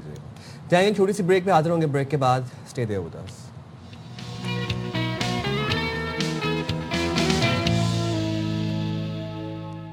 वेलकम बैक जनाब। और ज़रा आपको बता दें कि मुल्क भर में मौसम की क्या सूरत हाल है। तो सर्दी ने शिद्दत इख्तियार कर ली है, अपना आप दिखाना शुरू कर दिया है। मुख्तलिफ इलाकों में बारिश का सिलसिला भी जारी है। बताया हमें ये गया था कल महकमा मौसमियात वालों की जानिब से कि 30 और 31 के दरमियान कहीं ना कहीं पर कराची में भी बारिश होगी। आज 30 हो गई है। शब जब आएगी दरमियानी शब, यानी कि 30 ट्रांजिट हो रही होगी 31 में, तो देखते हैं। अभी तक वैसे कोई बारिश वाला मौसम मुझे लग नहीं रहा कराची के अंदर, टू बी ऑनेस्ट। सुबह सुबह कैसे पता चलेगा? अभी तो जरा देखते आ जाते हैं हैं ना, काली काले बादल, काली घटाएं छा जाती हैं। बट ताकतवर मगरबी मौसम सिस्टम जो है वो बलूचिस्तान में दाखिल हो चुका है, जिसके बाद गवादर, जिवानी और दीगर इलाकों में बारिश ने सर्दियों की शिद्दत को मजीद बढ़ा दिया है। Very nice. शुमाली बलूचिस्तान में दर्जा हरारत नुक्ते अंजमात से भी नीचे गिर गया है। और NDMA ने इस मौसम के हवाले से जारी अलर्ट में खबरदार किया है कि खैबर पख्तूनख्वा, GB और कश्मीर में लैंड स्लाइडिंग का ख़तरा है। ख़ास तौर पर अभी ख़तरा किस लिए अलर्ट किया जा रहा है? जो लोग ट्रैवल करने की कोशिश कर रहे हैं इस धुंधों के मौसम के अंदर, क्योंकि बच्चों की वेकेशंस का फ़ायदा उठाना चाहते हैं, प्लीज़, एक तो धुंध है, मोटरवे के सेक्शंस बंद हैं, एंड सेकेंडली अब आप ये देख लें GB, कश्मीर और खैबर पख्तूनख्वा के अंदर लैंड स्लाइडिंग का ख़तरा भी अलर्ट जारी कर दिया। तो ये जो हद निगाह है जिसे हम विजिबिलिटी कहते हैं, ये बड़ी आपकी जो है ना एक ऐसा फैक्टर होती है जिसे आपको मद्देनज़र रखना ज़रूरी है। ख़ास तौर पे जो शहरी हैं और सयाह हैं उनको एहतियात की हिदायत भी की गई है ताकि सर्दी और बर्फ़बारी के दौरान हादसात से भी बचें। और अगर आप मोटरवे पे ट्रैवल कर रहे हैं तो आप धुंध से भी बचें, फॉग से बचें, बिकॉज उसमें आप दूर तक डिस्टेंस तक नहीं देख सकते हैं। तो ये बड़े मैटर करते हैं। और आप कोशिश ही करें कि आपके पास तमाम एमरजेंसी नंबर हो। जो मुताल्लिका अदारे हैं, मोटरवे पुलिस हो गई है या दीगर जो भी इस हवाले से ऐप्स हैं, उन पर आप कनेक्टेड हो, तब आप प्लान करें। और वैसे भी आजकल वेकेशन चल रही है और ये तमाम तर सूरत हाल है। और जब हम मोटरवे की बात कर रहे हैं तो आपको याद है कि पिछले दिनों बड़े ही ये मामलात तय हो गए थे कि अब किसी भी किस्म की ट्रैफिक की खिलाफ वर्जी को बर्दाश्त नहीं किया जाएगा। तो इस्लामाबाद ट्रैफिक पुलिस ने कह दिया था कि जनाब 1 जून से तमाम तर जो अमल दरामद है उस पर शुरू हो जाएगा जो भी कवानीन है। अब ट्रैफिक पुलिस ने मरकजी शाहराहों और हाईवेज पर बाइक सवारों और भारी ट्रैफिक के खिलाफ क्रैकडाउन शुरू कर दिया है, जिसमें हमने देखा कि इस्लामाबाद एक्सप्रेसवे, मरी road, Srinagar highway, Iran Avenue, park road समेत मुख्तलिफ इलाके शामिल हैं। अच्छा, मकसद क्या है कार्रवाई में? मकसद है हैवी, लाइट और पब्लिक ट्रांसपोर्ट व्हीकल्स और लेन डिसिप्लिन को यकीनी बनाना है। हेलमेट हमारे यहाँ इतना कहने के बावजूद कि आपकी जान के लिए कितनी इंपॉर्टेंट रखता है हेलमेट, नहीं पहनते लोग। उसके पहनने और 3 सवारों वाली बाइकिंग, यानी कि एक बाइक पे 3 लोग बैठे, ट्रिपल सवारी जी, इससे आगाही फराहम करना। अच्छा सदफ, आपने भी ट्रैवल किया होगा एक्सप्रेस वे के ऊपर, श्रीनगर हाईवे पे, मरी रोड के ऊपर, तो वहाँ पर मसला एक जो सबसे जो इंटीग्रल मसला है वो ये आता है कि लोग लेन्स की खिलाफ वर्जी करते हैं, लेन डिसिप्लिन को बिल्कुल मद्देनजर नहीं रखते, जिसका दिल करे। ऊपर से भी वहाँ पर अक्सर वीकेंड के ऊपर रेसिंग भी हो रही है, तो ये प्रॉपर क्रैक डाउन किया गया है। अच्छा, अब इस क्रैक डाउन के अंदर आपको ये बता दें कि इस क्रैक डाउन के हवाले से 6 चेकिंग पॉइंट्स कायम किए गए हैं। क्रैकडाउन के दौरान 1360 मोटरसाइकिल्स चेक की गई, जिनमें से आप सोचें कि 292 मोटरसाइकिल सवारों पर जुर्माना किया गया। वो किसी न किसी कानून की खिलाफ वर्जी कर रहे थे, या तो हेलमेट नहीं पहना हुआ था, या फिर ट्रिपल सवारी थी, या फिर वो लेन के डिसिप्लिन को फॉलो नहीं कर रहे थे। 159 मोटरसाइकिलें जब्त की गई। अच्छा, मुस्तकबिल में इस तरह का क्रैकडाउन रोजाना की बुनियाद पर जारी रखने का फैसला भी कर लिया गया है। और इसके अलावा 22 मकामात पर जो लेन्स की आगाही है उसके लिए बोर्ड्स भी नस्ब किए जाएंगे। अच्छा, तो जनाब अब सीरिया के ताउन से तमाम हाईवेज और सड़कों पर बाइक लेन्स ग्रीन पेंट से मार्क की जाएंगी। तो ये देखें, जब आप किसी भी कानून को लागू करते हैं, उसकी इम्प्लीमेंटेशन या इन्फोर्समेंट चाहते हैं, तो सबसे पहले जो उससे रिलेटेड मामलात होते हैं, यानी कि साइन बोर्ड लगाना और आगाही मुहिम करना, ये तमाम तर कंप्लीट करने के बाद अब ये फैसला हुआ है। चलें जी, बात कर लेते हैं chief traffic officer Islamabad captain retired Hamza Humayun हमारे साथ हैं। Thank you so much Hamza हमें ज्वाइन करने के लिए। सबसे पहले तो ये बताइएगा कि ज़ाहिर है तमाम तर कवानीन हैं और इस्लामाबाद में थोड़ा हम डिसिप्लिन भी देखते हैं, बट स्टिल इतने बड़े पैमाने पर क्रैकडाउन की वजह क्या है? ये सिलसिला कब से शुरू हुआ है और क्या इस वक्त आपके पास नंबर्स हैं? जी अस्सलाम वालेकुम। बताने का बेसिकली मकसद ये है कि ये काफ़ी देर से एक एजुकेशनल कैंपेन चल रही थी। आप देख सकते हैं बहुत जगहों पे ये कहा गया है कि जो लेन वायलेशन है वो इस्लामाबाद की नंबर 1 वायलेशन है। यहाँ जो मेन शाहराहें हैं, जो मेन एक्सप्रेस वे है, उसके ऊपर बाइकर्स और जो हैवी ट्रैवलिंग व्हीकल्स जो है वो अपनी डेडिकेटेड लेन्स को फॉलो नहीं करती, और उसकी वजह जो है वो एक्सीडेंट्स बनती है। और जहाँ तक बाइकर का मामला है, वहाँ जब हम एक्सीडेंट इंडेक्स को देखते हैं تو اگر 72 accidents reported in this year ہیں اس میں 63 فیٹیلٹیز ہے. تو آپ دیکھ سکتے ہیں کہ 90% فیٹیلٹی ریٹ ہوتا ہے جب بھی کوئی بائکر اپنی لیٹ کرتا ہے. تو اسلام آباد ٹریفک پولیس نے الحمدللہ پہلے کیمپینز چلائیں جس میں ڈرائیونگ لائسنسز کی کیمپین تھی, اس میں ہم نے 81% انڈیکس کو اچیو کیا. اس کے علاوہ جو ہیلمٹس کے خلاف کیمپین تھی اس میں 96% انڈیکس کو as far as the front rider is concerned اس کو اچیو کیا. تو اب ہول ہارٹیڈلی ڈیڈیکیٹڈلی ہم لین اڈہیرنس کو specially on the expressway and the main accesses اس کو انفورس بھی کریں گے. ایجوکیشن کی تو ایک رو چل ہی رہی ہے ساتھ, لیکن اس کی پراپر انفورسمنٹ ہوگی اور جو یہ لین کی ایڈہیرنس نہیں کرے گا ان کے خلاف سخت کارروائی کی جائے گی. سخت کارروائی کی جائے گی اور بالکل کرنی بھی چاہیے. ذرا یہ بتائے گا ہمیں کہ کن علاقوں میں سب سے زیادہ خلاف ورزیاں دیکھی گئیں اور کیوں انہی علاقوں پر توجہ دی گئی؟ سر علاقہ جو major hot spot for lane violation as far as the bikes and the heavy traffic vehicles are concerned is expressway and that starts primarily from the Rawat T cross. لیکن اب جو اوور ہیڈ برج بنا ہے اس کی وجہ سے یہ violations بہت کم ہوئی ہیں. لیکن اب یہ وائلیشن فرام کھنہ ٹل فیض آباد رادر فرام کورال ٹل فیض آباد دیکھی جا رہی ہیں اور اس میں کلب روڈ بھی شامل ہے کیونکہ یہ وہ ہیوی ٹریفک اینڈ بائکرز ہیں come from the twin cities جو ہماری نیبرنگ سٹیز سے آتے ہیں. اور ایک چیز کو انڈرسٹینڈ ضرور کرنا پڑے گا کہ whenever they come on the expressway تو اسلام آباد کی جو ایک ٹریفک سینس ہے کہ ہر بائک, ہر گاڑی, ہر ہیوی ٹریفک وہیکل کو اپنی لین میں رہنا پڑے گا, اس کو اوبے کرنا بہت ضروری ہے. یہ جو کیپٹل کی جو ایکسپریس ویز ہیں ان کی ایک ٹریفک سینس اور لین اڈہیرنس ڈفرنٹ ہے as compared to the other cities. تو ہمیں میجر ہاٹ اسپاٹ جو اس میں نظر آتا ہے that is the expressway because the motorcyclist are coming from the twin cities. And جس بھی طرح سے بٹ ویل اسٹیبلش ہمارے ناکے ڈرون سرویلنس کی طرف سے ڈیجیٹل سرویلنس کی وجہ سے ہم ان پہ اسٹرکٹ مانیٹرنگ رکھیں گے اور 12 سرپرائز ناکہ جات اسٹیبلش کر کے امپاؤنڈ کیا جائے گا ان بائکرز کو اینڈ بائکس کو جو لین اڈہیرنس نہیں کریں گے, جن کے پاس ہیلمٹس نہیں ہوں گے, جو ٹرپل پلین رائڈنگ کریں گے, جن کے پاس ان آتھرائزڈ نمبر پلیٹ ہوگی یا وہ جو ہے وہ کوئی بھی لین وائلیشن کر رہے ہیں ان اینی کیس. اور جو یہ 6 چیکنگ پوائنٹس بنائے گئے ہیں ان کے بارے میں ذرا بتائیے گا کن کن علاقوں میں ہیں اور کیا ان کا سسٹم ہے؟ جی ہماری جو مین جو شاہراہیں ہیں جس میں ایکسپریس وے ہے, فیصل ایونیو ہے, سری نگر ہائی وے ہے, مری روڈ ہے, park road, I J P and Mangla road. میں نے آپ کو بتایا ہاٹ اسپاٹ کے حساب سے دیکھیں تو مری روڈ اور ایکسپریس وے میجرلی ان وائلیشنز کا جو ہے وہ سامنا کرتی ہیں.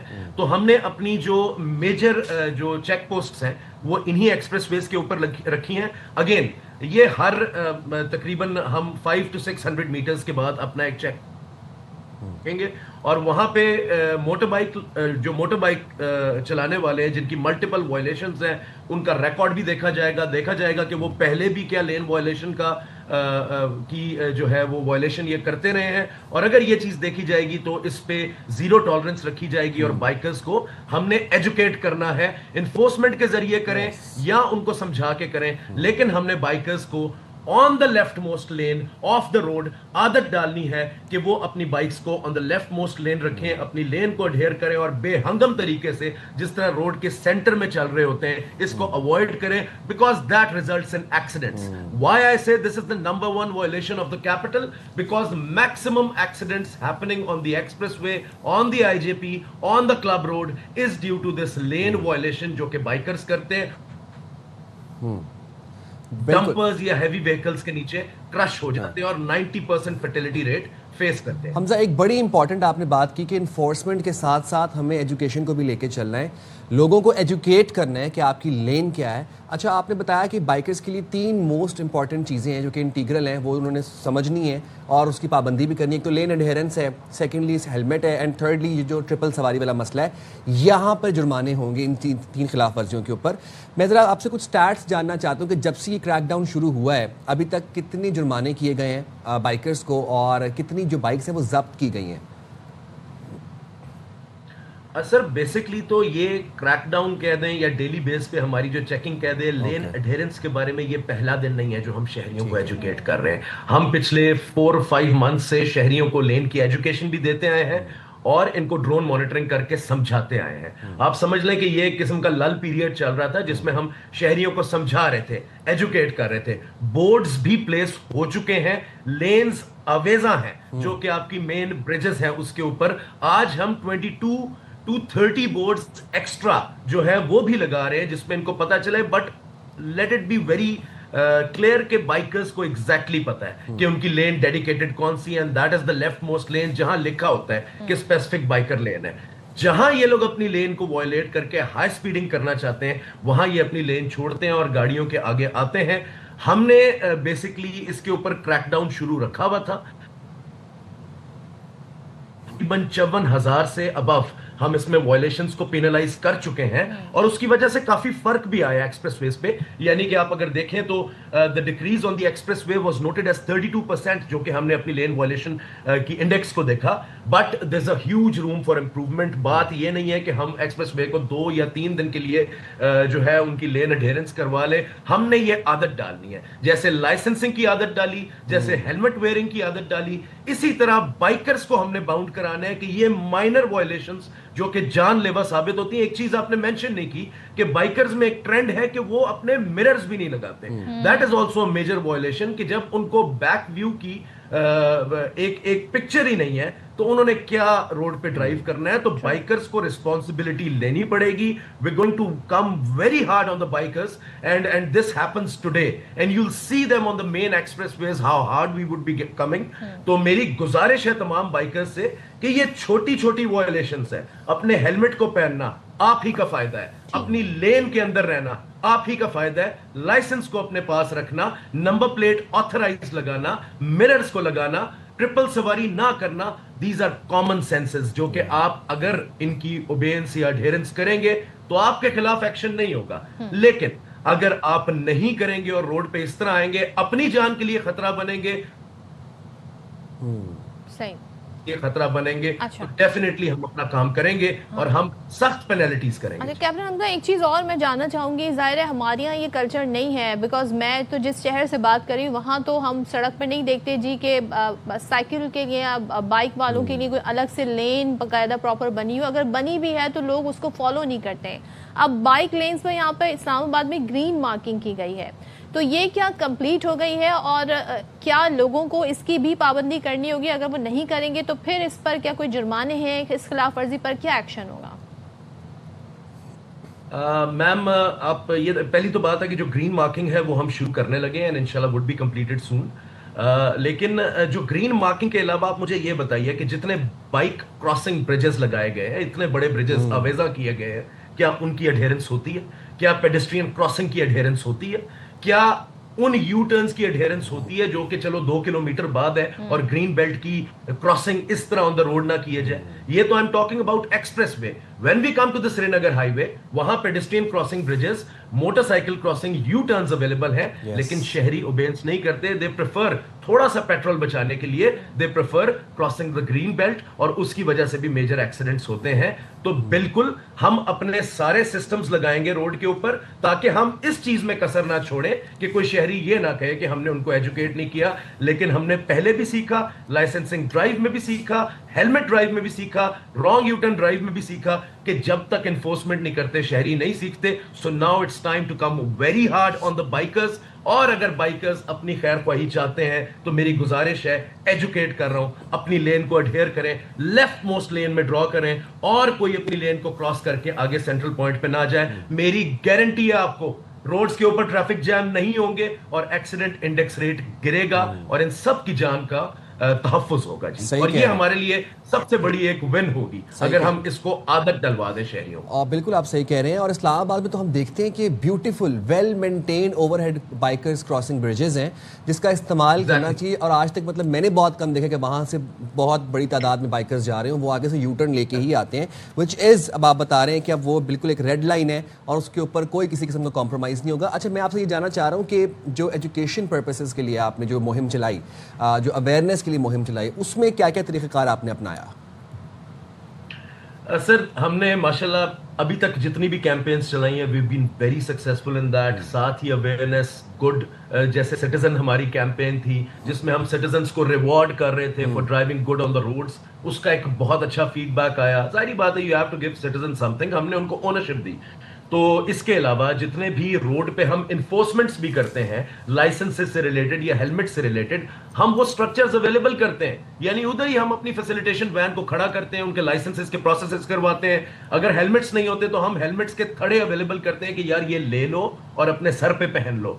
मकसद अगेन जिस तरह लोग कहते हैं, मकसद ये नहीं है कि यार हम फाइन्स का एक नंबर बढ़ाएं, फाइन्स की इंडेक्स बढ़ाएं.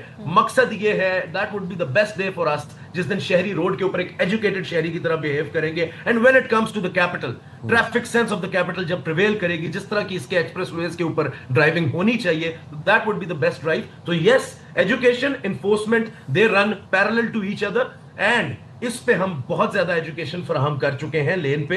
So now we going to press hard on the enforcement that comes as far as the bikers violation of the lane is concern. अच्छा सर, हम हैवी व्हीकल्स पर आ जाते हैं. अक्सर और बेशतर जी दूसरे शहरों से भी गाड़ियां आ रही होती हैं. अब वो वहाँ के कवानीन, वहाँ के फिटनेस सर्टिफिकेट और जो वहाँ से उन्हें गो हेड मिलता है उस हिसाब से वो गाड़ियां होती हैं. इस्लामाबाद में किसी किस्म के डिफरेंट रूल्स हैं, उनके लिए क्या कानून है? सर इस्लामाबाद में मैम, इस्लामाबाद में जो है प्रिस्क्राइब्ड एंड डेडिकेटेड रूट्स हैं हैवी ट्रैफिक के लिए. रेड जोन की तरफ कोई हैवी ट्रैफिक अलाउड नहीं है. अगर आएगी तो वो that is our red line. In that case main expressways के ऊपर जो हैवी ट्रैफिक की एडहेरेंस टाइमिंग्स होती हैं उनमें कुछ टाइम के लिए रश आवर मैनेजमेंट के लिए, इस्लामाबाद की रोड्स की खूबसूरती के लिए, और सबसे ज्यादा बड़ी बात कि शहरियों की बेहतर ट्रेसपास के लिए, क्योंकि काफी आप देख रही थी कि कंस्ट्रक्शन एंड डेवलपमेंटल प्रोजेक्ट्स चल रहे थे, तो हैवी ट्रैफिक को एक टाइम तक रोका जाता है. और हैवी ट्रैफिक को रश आवर्स के अंदर coming from Rabat and motorway IJP उनको बिल्कुल रोका जाता है. मेन एक्सप्रेसवेज के ऊपर रोका जाता है. और फिर जब रश आवर पास हो जाता है, और आजकल न्यू ईयर की वजह से हमने रश आवर इंक्रीज किया हुआ है, तो उनको बड़े ही ऑर्गेनाइज तरीके से ट्रैफिक पुलिस की मोबाइल्स को दोनों साइड्स पे लगा के, क्योंकि इतनी ज्यादा हैवी ट्रैफिक को जब आप रेगुलेट या एक ही बार निकालते हैं तो they tend to leave their lines and they tend to occupy the complete road. लेकिन इन दैट केस हम ट्रैफिक पुलिस की एक गाड़ी आगे एक पीछे लगा के उनको एक कॉन्वॉय की सूरत में लेके आते हैं और उनको शहर क्रॉस करवाते हैं जहां जहां उन्होंने निकलना होता है. सो यस, हैवी ट्रैफिक पे बहुत ज्यादा रेगुलेशन है. एंड अगेन मैं कह रहा हूं, ये लेन वायलेशन वाली बात पे जिस तरह बाइकर्स की एक्सप्रेस वे पे लेन वायलेशन है, उसी तरह हैवी ट्रैफिक की लेन violation on the IJP road है, जो कि मोर देन द एरिया जो कि उनका प्रिस्क्राइब्ड एंड डेडिकेटेड एरिया है उसको ऑक्यूपाई करती है.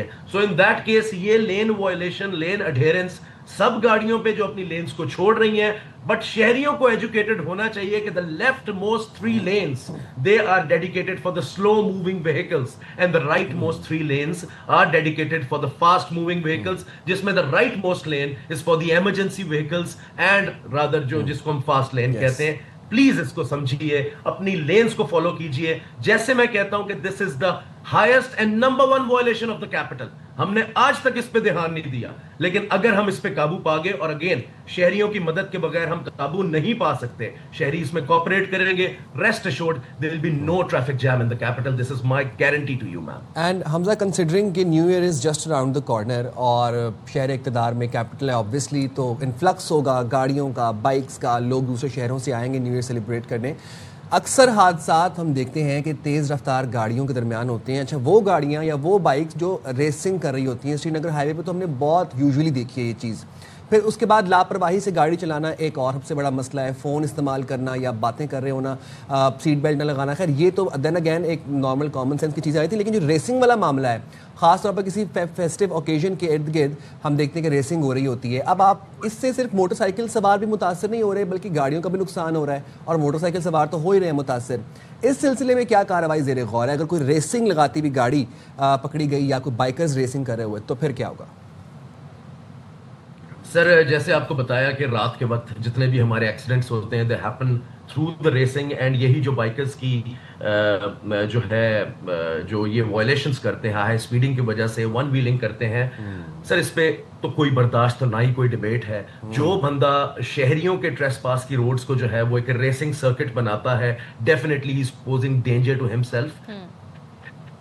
एंड तो पाकिस्तान पीनल कोड एक्टिवेट होता है پیچھے بھی ڈریگ ریسنگ والے 2-3 کیسز تھے, ان کے اوپر ہم نے FIRs دی.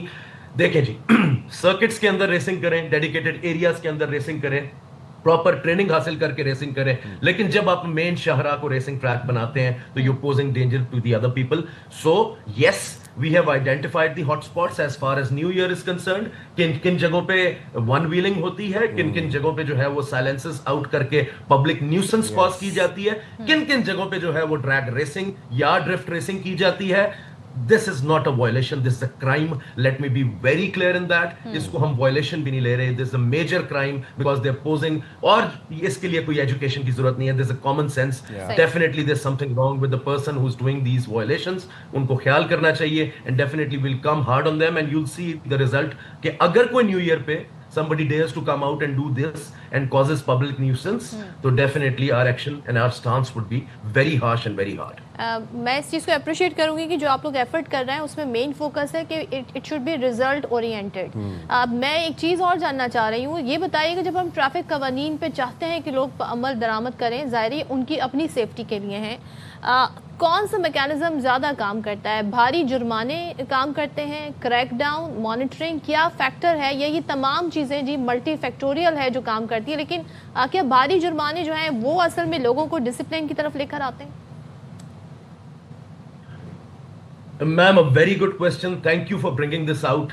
یہ تو میں خود بھی ایکسپیریمنٹیشن سے میں نے دیکھا, and you can see آپ رزلٹ دیکھ سکتے ہیں. کیپٹل کے اندر we established a licensing index from 54% to 81%. This is a record in itself. یعنی ایک ریکارڈ ہے, اور لٹرلی ہم نے لوگوں کو ایجوکیٹ کیا اور ساتھ ساتھ ہلکی انفورسمنٹ کی. There was a mix and match in that. ظاہری بات ہے ہر چیز کی زیادتی جو ہے وہ غلط ہو جاتی ہے, بٹ جب لوگوں نے اس کا ایک اوور ویلمنگ رسپانس دیا تو ڈیفینیٹلی پھر تو اس کے ریزلٹس بہت ہی مثبت اور مستقل ہوتے ہیں. تو what I learned is it has to be education and enforcement with facilitation. یہ تین چیزیں کٹھے مل کے چلتی ہیں کہ آپ پہلے شہریوں کو ایجوکیٹ کریں, اس کے بعد جب انفورس کریں تو صرف جرمانے نہ کریں, اس کے ساتھ ہی کوئی ایسی چیز اویلیبل کریں کہ وہ ان چیزوں کا خمیازہ کر سکے, ان کو ٹھیک کر سکے. اگر لائسنس نہیں ہے تو فیسیلیٹیشن سینٹر یا وین کے اوپر جا کے اپنا لائسنس بنوائے. تو ان اینی کیس شہریوں کو یہ فیلنگ دینی ہے کہ ہم فائنز یا آپ کو پینلائز کر کے خوش نہیں ہوتے. That would be the best day for us, جس دن آپ یہ وائلیشنز نہ کریں. So the best mix and match is education, جس کے بعد جو ہے وہ انفورسمنٹ آئے, بٹ انفورسمنٹ ود فیسیلیٹیشن, جہاں شہریوں کو یہ احساس ہو کہ یہ لوگ سنسیئر ہیں یار, ہمیں ہی ایجوکیٹ کرنا چاہ رہے ہیں. So now education and facilitation with respect to wrong way violation, the lane violation, that would be done. اور آپ دیکھیں گی کہ جس طرح ہم نے اپنی پچھلی کیمپینز میں ریزلٹس پبلک کو دکھائے, پبلک نے دیکھے, آن دا روڈز دیکھے, اس کے ریزلٹ Agreed. دکھائیں گے انشاءاللہ دکھائیں گے. Lovely. Thank you very much Captain Hamza for taking out time for باخبر سویرا. اور دیکھیں education enforcement goes parallel with enforcement and you know fines. تو ایجوکیشن بہت امپورٹنٹ ہے, اس کے اوپر مزید بات کریں گے. اور یہ آپ کی سیفٹی کے لیے سب کچھ ہو رہا ہے, اور ظاہر ہے جب ٹریفک میں ڈسپلن ہوگا حادثات بھی کم ہوں گے, کیونکہ وہ بتا رہے ہیں 90% جو واقعات ہوتے ہیں پھر وہ فیٹل ہو جاتے ہیں. ایگزیکٹلی. تو اپنی جان کی حفاظت بھی کریں اور دوسروں کی جان کا خیال بھی رکھیں. جائیں گے چھوٹی سی بریک پہ, حاضر ہوں گے بریک کے بعد. اسٹے دیئر ود اس.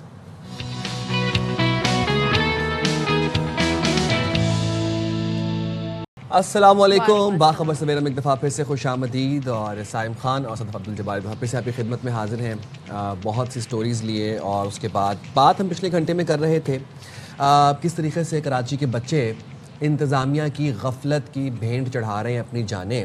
مائیں پال پوس کر بچے بڑے کر رہی ہیں, جوان کر رہی ہیں, اور وہ گٹروں میں گر کر جاں بحق ہو رہے ہیں, فوت ہو رہے ہیں, اور کوئی پرسان حال نہیں ہے, کوئی پوچھنے بتانے والا نہیں ہے.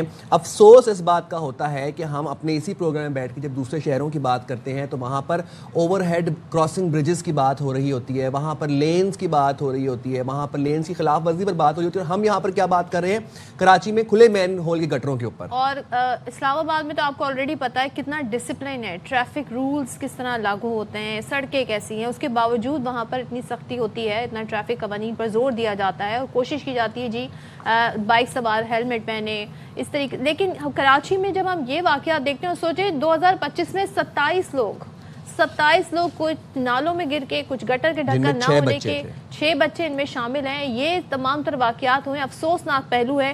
اور ابراہیم کا واقعہ گزرے زیادہ دیر نہیں ہوئی. ہمارے ساتھ ڈپٹی میئر کراچی सलमान मुराद साहब मौजूद हैं। Thank you so much Salman join करने के लिए। और सबसे पहले तो मुझे बताएं, ये तो इसको मैं और क्या नाम दूं, अभी इब्राहिम का वाकया गुजरे ज़्यादा दिन नहीं हुआ, एक और ऐसा वाकया हो गया, क्या कहेंगे आप, क्यों हुआ है, किसकी जिम्मेदारी बनती है, किसी गफलत का नतीजा है? जी, मेहरान टाउन वाक़ये पर हम सबको शदीद दुख और सदमा है। इब्तदाई तहकीकात के मुताबिक गटर की सफाई के बाद मैनुअल का ढक्कन दुरुस्त तरीके से नस्ब नहीं किया गया था, जिसके बाद ये अफसोसनाक वाक़या। जी सलमान साहब, 1 महीने से नहीं था इस पर कवर, 1 महीने में भी एक महीने से इस पर कवर नहीं था, और इसी दौरान में कोरंगी में एक बुजुर्ग शहरी जो हैं वो गटर में गिर के जान बहक हुए। इब्राहिम का वाकया, उसके बावजूद कोई नहीं जागा, और आपके पास तो सारी रिपोर्ट आई होगी कि कहाँ कहाँ पर मैन हॉल पर कवर नहीं है, उसके बावजूद 1 महीने से गफलत का मुजाहरा किया गया। जी, मुतल्लिका अफसरान को वहाँ पर फौरी तलब किया गया और वाक़ये की मुकम्मल रिपोर्ट ली जा रही है। इसमें देखिए, तब मैं खुद ऑन द स्पॉट उस वाक़ये पर पहुंचा, उनके लवाहिकीन से मिला, और वहाँ पे मैं जाने से पहले यहाँ के तमाम स्टेक होल्डर को मैंने फ़ोन किया है, और वहाँ की टाउन चेयर। ये आप बात की बात कर रहे हैं ना, मैं तो आपसे, अच्छा पहले मुझे बता दें, इस इलाके में कितने मैन होल हैं जिन पे कवर नहीं है? चेयरमैन भी वहाँ मौजूद नहीं थे, जो शायद आउट ऑफ सिटी गए हुए थे।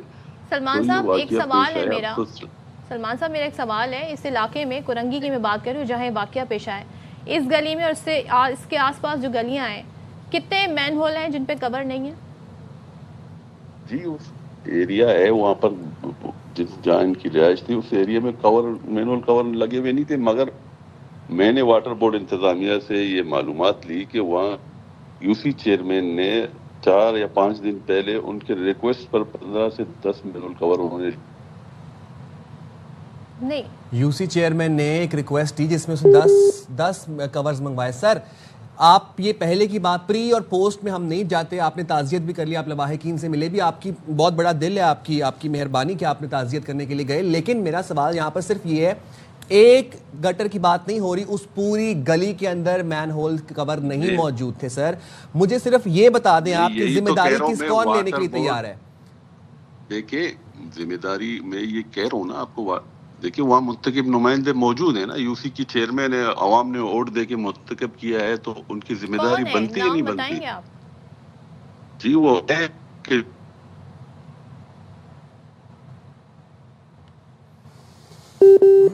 सलमान साहब, आपकी आवाज इंतजामिया ने, सर आपकी आवाज रिकनेक्ट करने की कोशिश करते हैं हम, आपकी आवाज हम तक नहीं पहुंच पा रही, सर आपकी आवाज रिकनेक्ट करते हैं। बड़े अहम इशू के ऊपर बात हो रही है, और वो ये बता रहे हैं कि उन्होंने प्री में जाके बात हो रही है, इस वाक़े से पहले प्री में जाते, किस तरीके से वो रिक्वेस्ट प्री वाक़े से पहले जाते तो कुछ उस पर एक्शन तो होना चाहिए था। मुझे ये बताएं कि जब मालूम था कि इस पर कवर नहीं है तो कवर क्यों नहीं रखवाए गए? अहले इलाका बता रहा है 1 महीना हो गया, हमारे रिपोर्टर बता रहे हैं 1 महीना हो गया, आप 4-5 दिन की बात बता रहे हैं मुझे। इब्राहिम के वाक़े के बाद तो तमाम इलाकों का इंस्पेक्शन हुआ होगा। और अफसोस इस बात का है कि जब आज से पहले माजी में देखा इस तरह को वाक़या पेश आता था, तो उसके बाद फौरन ये जो लोग होते थे वो फौरन कवर जाकर डाल देते थे कि हमारे अब सीनियर अफसरान ने आना है तो हम यहाँ कवर डाल के इनको दिखा दें। अभी तक टिल डेट नज़ीर शाह में बताए थे पिछले घंटे के अंदर कि किसी मैन होल के ऊपर कोई कवर नहीं आया, अभी तक वो खुले मैन होल्स पड़े में। सलमान साहब, आपसे मैं ये जानना चाह रहा था कि सर जिम्मेदारी किसकी थी? आप बता रहे हैं कि एक रिक्वेस्ट डाली गई थी जिसमें 10 कवर्स की दरख्वास्त की गई थी, जरा सिर्फ ये बता दें कि क्या कराची के बच्चों का नसीब मुकद्दर यही रह गया है कि गटरों में और ट्रॉलर्स के नीचे और ट्रकों के नीचे आके उन्होंने अपनी जान देनी है? अफसोसनाक वाक़या पेश आया है, कल किसी के भी साथ पेश आ सकता है, ऐसा होना नहीं चाहिए। ये सर आपने मेक श्योर करना है ना कि ऐसा ना हो। आप डिप्टी मेयर हैं, मेयर कराची मुर्तजा आप पीपल्स पार्टी से हैं, जिस इलाके की हम बात कर रहे हैं वहाँ पे नुमाइंदे पीपल्स पार्टी से हैं। इस वक्त हुकूमत सिंध में पीपल्स पार्टी की है। मेरी बात तो सुने आप देखिए, वहाँ पीपल, यही तो आपको पता ही नहीं है ना, आप पीपल्स पार्टी हो या पीटीआई हो या जमात इस्लामी हो, मगर वो यूसी में सियासत या प्लेन गेम पे नहीं जाना चाहता। एक बच्चे की हादसा हुआ है, वहाँ चेयरमैन पीटीआई का है, टाउन चेयरमैन भी पीटीआई का है, तो देखिए हकायक। नज़ीर शाह हमारे नुमाइंदे थे, अगर आप मुझे इजाजत दें, उन्होंने वहाँ से हकायक जो रिपोर्ट किए वो कहने लगे कि फिक्सेट वाले आए थे, وہ کور لے کر آئے تھے, انہوں نے لگانے کی کوشش کی. سن لیں آپ میری بات سنیں پھر آپ رسپونڈ کیجیے گا, آپ رسپونڈ کیجیے گا. انہوں نے کور لگانے کی کوشش کی, وہاں پر پیپلز پارٹی کے متعلقہ لوگ کارکنان آ گئے, انہوں نے کہا کہ آپ نہیں لگائیں گے ہم لگائیں گے, مگر پھر وہ کور کسی نے بھی نہیں لگایا. تو یہاں تو سیاست ہو رہی ہے اس ایشو پر, ڈھکن پر بھی سیاست ہو رہی ہے. دیکھیں میں پھر آپ سے یہی کہتا ہوں, ناظرین کو بھی یہ بتانا چاہتا ہوں کہ یو سی چیئرمین کی ذمہ داری. سلمان صاحب آپ کی آواز ہم تک صحیح سے نہیں پہنچ پا رہی, اگر آپ اپنا internet connection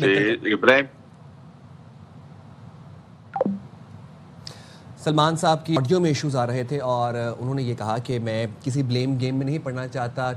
town chairman P T I کا تھا, U C chairman P T I کا تھا, جس ماں نے اپنا اکلوتا 8 سال کا بچہ اپنا لختے جگر کھویا ہے, اس کو آپ کیسے بتائیں گے کہ پی ٹی آئی کا چیئرمین تھا, کس کا تھا؟ وہاں کہہ رہی ہے ووٹ ہم نے پیپلز پارٹی کو دیا. عوام وہاں کے نیٹیوز, وہاں کے رہائشی کہہ رہے ہیں کہ ہم نے ووٹ پیپلز پارٹی کو دیا تھا. بھائی جو مرضی جماعت ہے, آپ جس ماں باپ لاوارث ہو گئے ہیں ان کو کیسے بتائیں گے؟ کوئی سروکار نہیں ہے کون سی جماعت تھی, مجھے یہ بتائیے جو میئر ہیں, جو اس علاقے کے ناظم ہیں, جو اس علاقے یو سی چیئرمین ہیں, وہ کہاں ہے ساری سچویشن میں, وہ کہاں پر ہے؟ جا کے تعزیت کرنا, افسوس کرنا آپ کا کام ہے, یہ واقعات کو روکنا. اسی کے لیے آپ کو ووٹ دیا گیا ہے, اسی کے لیے آپ کو بجٹ ملتا ہے, یہی آپ کا کام ہے جو آپ نے کرنا ہے بلدیاتی نمائندوں کا.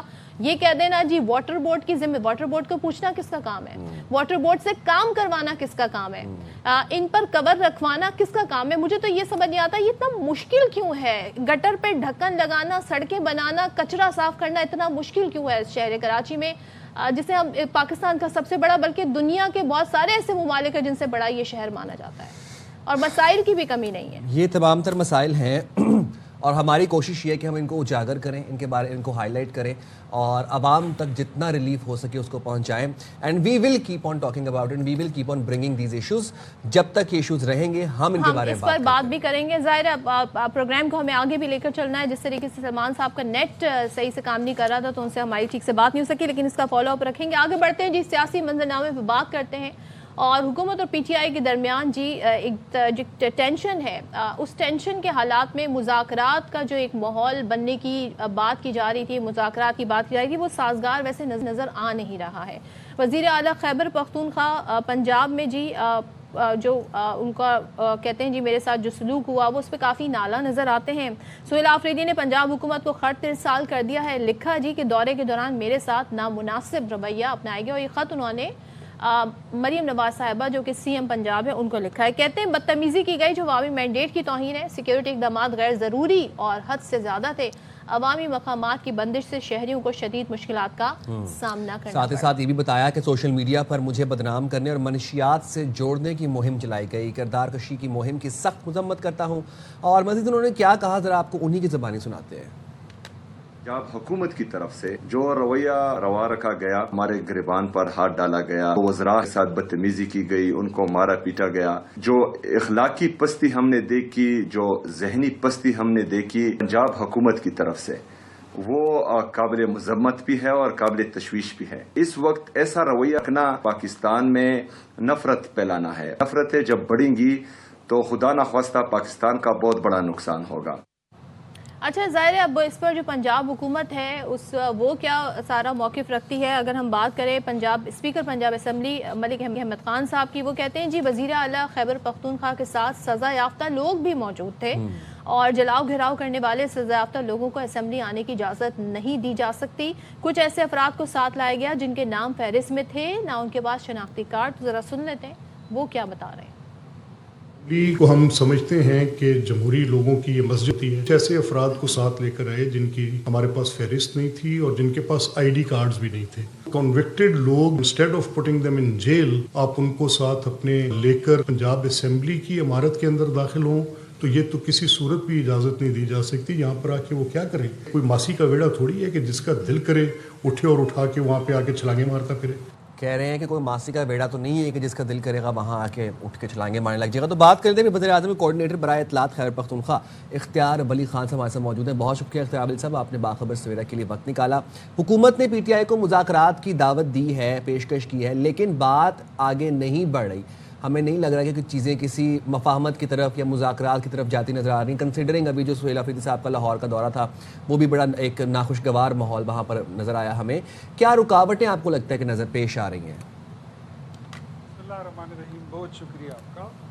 انفیکٹ حکومت نے تو مذاکرات کی دعوت دے دی، لیکن اس غیر سنجیدہ لوگ ہیں ہمیشہ غیر سنجیدگی کا مظاہرہ کرتے ہیں، اور اس سے پہلے بھی وزیر اعظم نے ان کو کئی بار مذاکرات کی دعوت دی تھی جس کو انہوں نے ریڈیکیول کیا اور اس موقع سے فائدہ نہیں اٹھایا. اور اب بھی جب ان کو دعوت دی گئی تو اس کے اگلے روز لندن میں تحریک انصاف نے ایک مظاہرہ کیا جس میں انہوں نے آرمی چیف اور فیلڈ مارشل عاصم منیر کے خلاف جو زبان استعمال کی، اس کے بعد مجھے نہیں لگتا کہ یہ مذاکرات جو ہیں یہ کوئی ان کو کوئی کہ اس کو عملی جامہ پہنایا جا سکے. یہ خود انہوں نے اپنے ہاتھ سے مذاکرات کا ماحول بھی خراب کیا اور وہ موقع بھی انہوں نے ضائع کر دیا. اور اگر کوئی کسر رہ گئی تھی تو جو سہیل آفریدی صاحب نے دورہ کیا ہے لاہور میں، جو انہوں نے وہاں پہ غالب گلوچ اور ان کی ٹیم جو وہاں پہ ان کے ساتھ اپنے وہ 2-4 وہ نمونے گئے تھے وہ وزراء، وہ جو گل کھلا کر آئے ہیں اور جو وہاں پر وہ زہر افشانی کر کے آئے، اس کے بعد ماحول نہیں رہا. تو میں یہ تو نہیں کہوں گا کہ میں یکسر کہہ دوں کہ مذاکرات اب نہیں ہوں گے، لیکن مجھے اب زیادہ کوئی میری جو امید ہے تو وہ اب مجھے زیادہ نہیں لگ رہا کہ یہ. اچھا، لیکن اگر ہم بات کریں اختیار صاحب، پیشکش تو کی گئی، وزراء بولے، پھر وزیر اعظم کی سطح سے آئی اور یہ مذاکرات کی پیشکش. کہا ہی جا رہا ہے پی ٹی آئی کے لوگ اب یہ کہہ رہے ہیں کہ دیکھیں یہ تو حکومت کی ضرورت ہے، مطلب وہ یہ بتا رہے ہیں جیسے ان کو ضرورت نہیں ہے، یہ حکومت کی ضرورت ہے تو انہوں نے مذاکرات کی پیشکش کی. اس پر ویسے کیا موقف ہے آپ کا؟ دیکھیں یہ جو آپ باتیں کر رہے ہیں یہ ساری مطلب اگر آپ نے ملاقاتیں کرنی ہے، آپ نے باتیں کرنی ہے، آپ نے معاملات اپنے چلانے ہیں تو بالکل ٹھیک ہے، لیکن ان ملاقاتوں سے اگر سازش نکلتی ہے، ان ملاقاتوں سے اگر شرارت نکلتی ہے تو ہم سمجھتے ہیں کہ پاکستان کی اکانومی، پاکستان کے معروضی حالات انتہائی نازک ہیں، وہ آپ کی شرارتوں اور سازشوں کے متحمل نہیں ہو سکتے ہیں. اور ملاقات کیا آپ کی بات بھی کرا دی جائے گی، ملاقات بھی کرا دی جائے گی، آپ کو اور بھی بہت ساری فیسیلیٹیشن آپ کی جائے گی، لیکن سب سے پہلے اپنی سوشل میڈیا کو کنٹرول کریں جو پاکستان کی ریاست پر حملہ آور ہے. اس وقت بانی پی ٹی آئی عمران خان اور ان کی جماعت ان میں اور سابق ایم کیو ایم کے قائد الطاف حسین اور وہ والی پرانی ایم کیو ایم، اس میں کوئی فرق نہیں ہے. تو میرے خیال میں کسی رعایت کے مستحق آپ ہیں نہیں. پہلے آپ اپنے جو قول و فعل ہیں اس کو ٹھیک کریں، اپنی حرکات و سکنات کو ٹھیک کریں تو آپ کو ہر جگہ فیسیلیٹیشن. لیکن اختیار ولی صاحب اب ہو یہ رہا ہے کہ حکومت یہ کہہ رہی ہے کہ محمود خان اچکزئی اور مولانا ناصر عباس کے پاس اختیار نہیں ہے، پی ٹی آئی یہ کہہ رہی ہے کہ حکومت کے پاس اختیار نہیں ہے. تو یہ ایسے جب یہ اختیارات کی بحث چل رہی ہے تو کون لیڈ کرے گا مذاکرات کو؟ ابھی یہی شور نہیں ہے تو یہ مذاکرات کا اونٹ کس کروٹ بیٹھے گا پھر؟ اگر ہمارے پاس اختیار نہیں ہے تو پھر آپ کے پاس اختیار ہے، آپ حکمران ہیں صوبے میں. خیبر پختونخوا میں 13 سال سے آپ کی حکومت ہے، تو جائیے ذرا وادی تیرا میں جو چرس کی منڈی لگتی ہے منشیات کی، اس کو ذرا بند کروائیں. آپ کے پاس تو اختیار ہے نا. جائیے خیبر پختونخوا میں جو دہشت گردی ہو رہی ہے اس کو بند کروائیں، اس کا کوئی علاج کریں.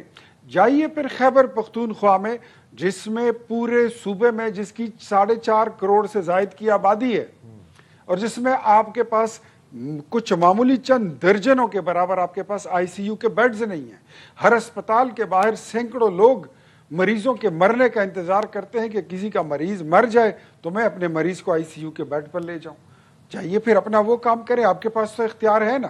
آپ تو کام کے نہ کاج کے، آپ تو دشمن اناج کے ہیں.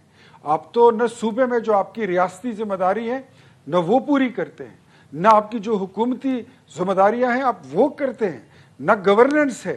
آپ محض گندی سیاست کرتے ہیں، محض بیانیے گڑتے ہیں. آپ کی سوشل میڈیا، یہ پروف ہو گیا ہے کہ آپ کی سوشل میڈیا اسرائیل اور انڈیا سے آپریٹ ہوتی ہے. آپ کی سوشل میڈیا ملک سے باہر دشمن آپریٹ کرتے ہیں.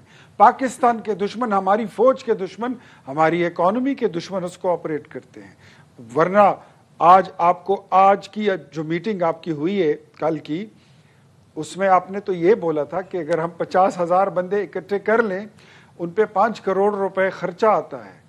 آج آپ کے پاس اسرائیل اور انڈیا کی فنڈنگ شاید نہیں یا کم پڑ رہی ہے، ورنہ پہلے تو یہ خرچے آپ 126 دن کے درنے آپ نے کیسے کیے؟ باوجود بھی وزیر اعظم پاکستان آفر کرتے مذاکرات کی، یہ جو ساری باتیں آپ نے بتائیں اور جو کہ ظاہر ہے بہت ہی حیران کن تمام تر ہے کہ کس طرح سے لنک ہے، اور ظاہر ہے تمام تر آپ کہہ رہے ہیں ہمارے پاس ایویڈنس ہے، اس کے باوجود وزیر اعظم کہہ رہے ہیں جی آئیں مذاکرات کر لیں. تو مجھے ایک چیز ذرا بتا دیں، پھر اگر مذاکرات کی آپشن دیا ہی ہے تو وہ کون سے ایسی چیزیں ہوں گی جو پی ٹی آئی کو کرنی ہوں گی، اے بی سی ڈی، جو وہ کر لیں تو آپ کو لگے گا جی اب یہ ایلیجیبل ہے مذاکرات کے لیے؟ وہ کیا ایسے فیکٹرز ہو سکتے ہیں؟ ڈائلاگ اگر کبھی یہ ہوتے ہیں تو یہ with in the circle of constitution of Pakistan, law and discipline ہوگی، اس سے باہر نہیں ہوں گے. آئیے اگر آپ کسی قانون سازی میں ہمارے ساتھ مدد کر سکتے ہیں ہم آپ کو ویلکم کریں گے.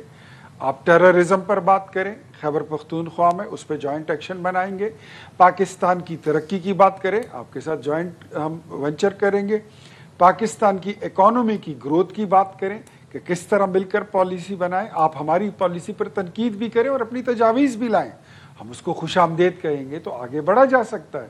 لیکن یہ باتیں جو ماورائے قانون ہوتی ہیں کہ آپ ہماری مرضی کا چیف جسٹس لگا دیں، ثاقب نثار کو واپس لے آئیں، عمر عطا بندیال کو لا کے چیف جسٹس بنا دیں، فیض حمید کو چھوڑ دیں، اس کو ایک بار پھر آرمی چیف بنا دیں، یہ چیزیں نہیں، وہ زمانے چلے گئے. ایک بات بتائیے گا، وزیر اعلیٰ خیبر پختونخوا سہیل آفریدی صاحب یہ کہتے ہیں دورہ لاہور کے حوالے سے کہ ایک تو ان کے ساتھ بدتمیزی کی گئی، نازیبا زبان استعمال کی گئی، پھر ان کے وزیروں کے گریبانوں پر ہاتھ ڈالا گیا، پھر وہ جو منشیات کے ساتھ ایک جو لنک جوڑا گیا، وہ سب ویڈیو سوشل منظر عام پر بھی آئیں. اب وہ کہتے ہیں کہ میں شدید مذمت کرتا ہوں کہ جو کہ پنجاب حکومت نے ہمارے ساتھ رویہ کیا. اس بارے میں آپ کا کیا کہنا ہے؟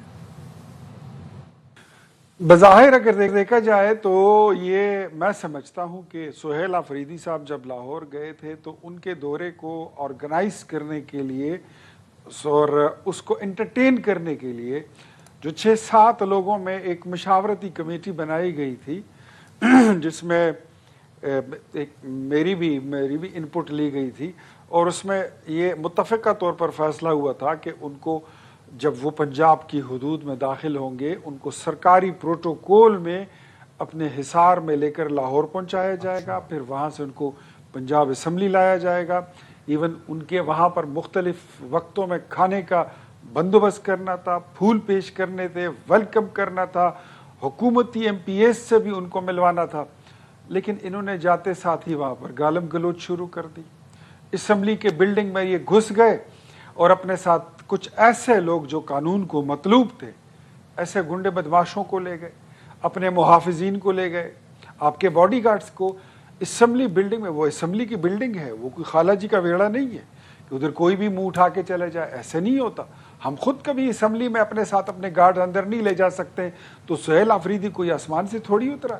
اچھا جی، اب وہ ایک چیلنج بھی دیا ہے، انہوں نے مریم نواز صاحبہ کو کہا ہے جی کے پی میں جلسہ کریں، میں پنجاب میں جلسہ کروں گا، دیکھتے ہیں جی کس کی کال پر زیادہ پبلک باہر نکلتی ہے. تو اس چیلنج کے بارے میں آپ کا کیا موقف ہے؟ سہیل آفریدی صاحب کا چیلنج قبول ہے. میں مریم نواز شریف کو دعوت دیتا ہوں.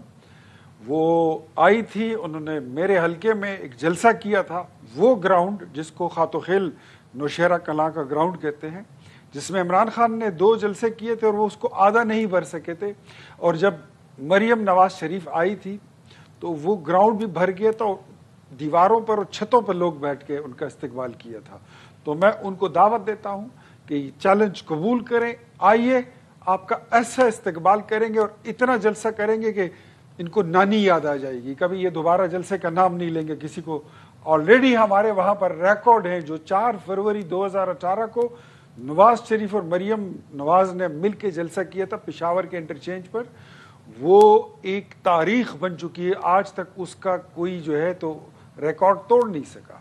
تو چیلنج قبول ہے. ٹھیک ہے اختیار ولی صاحب، بہت شکریہ. جی جناب، مذاکرات کی بات اب کیا ہی کہی جائے، دونوں جانب جو آپ دیکھ رہے ہیں باتیں ہو رہی ہیں، کیا ماحول ہے جس سے مذاکرات؟ لیکن یہ مذاکرات کا اونٹ جس بھی کروٹ بیٹھے گا ہم آپ کو اپڈیٹ ضرور کریں گے. وہی بات، اونٹ نظر تو آئے، لیکن ہم جائیں گے چھوٹی سی بریک پہ، حاضر ہوں گے بریک کے بعد.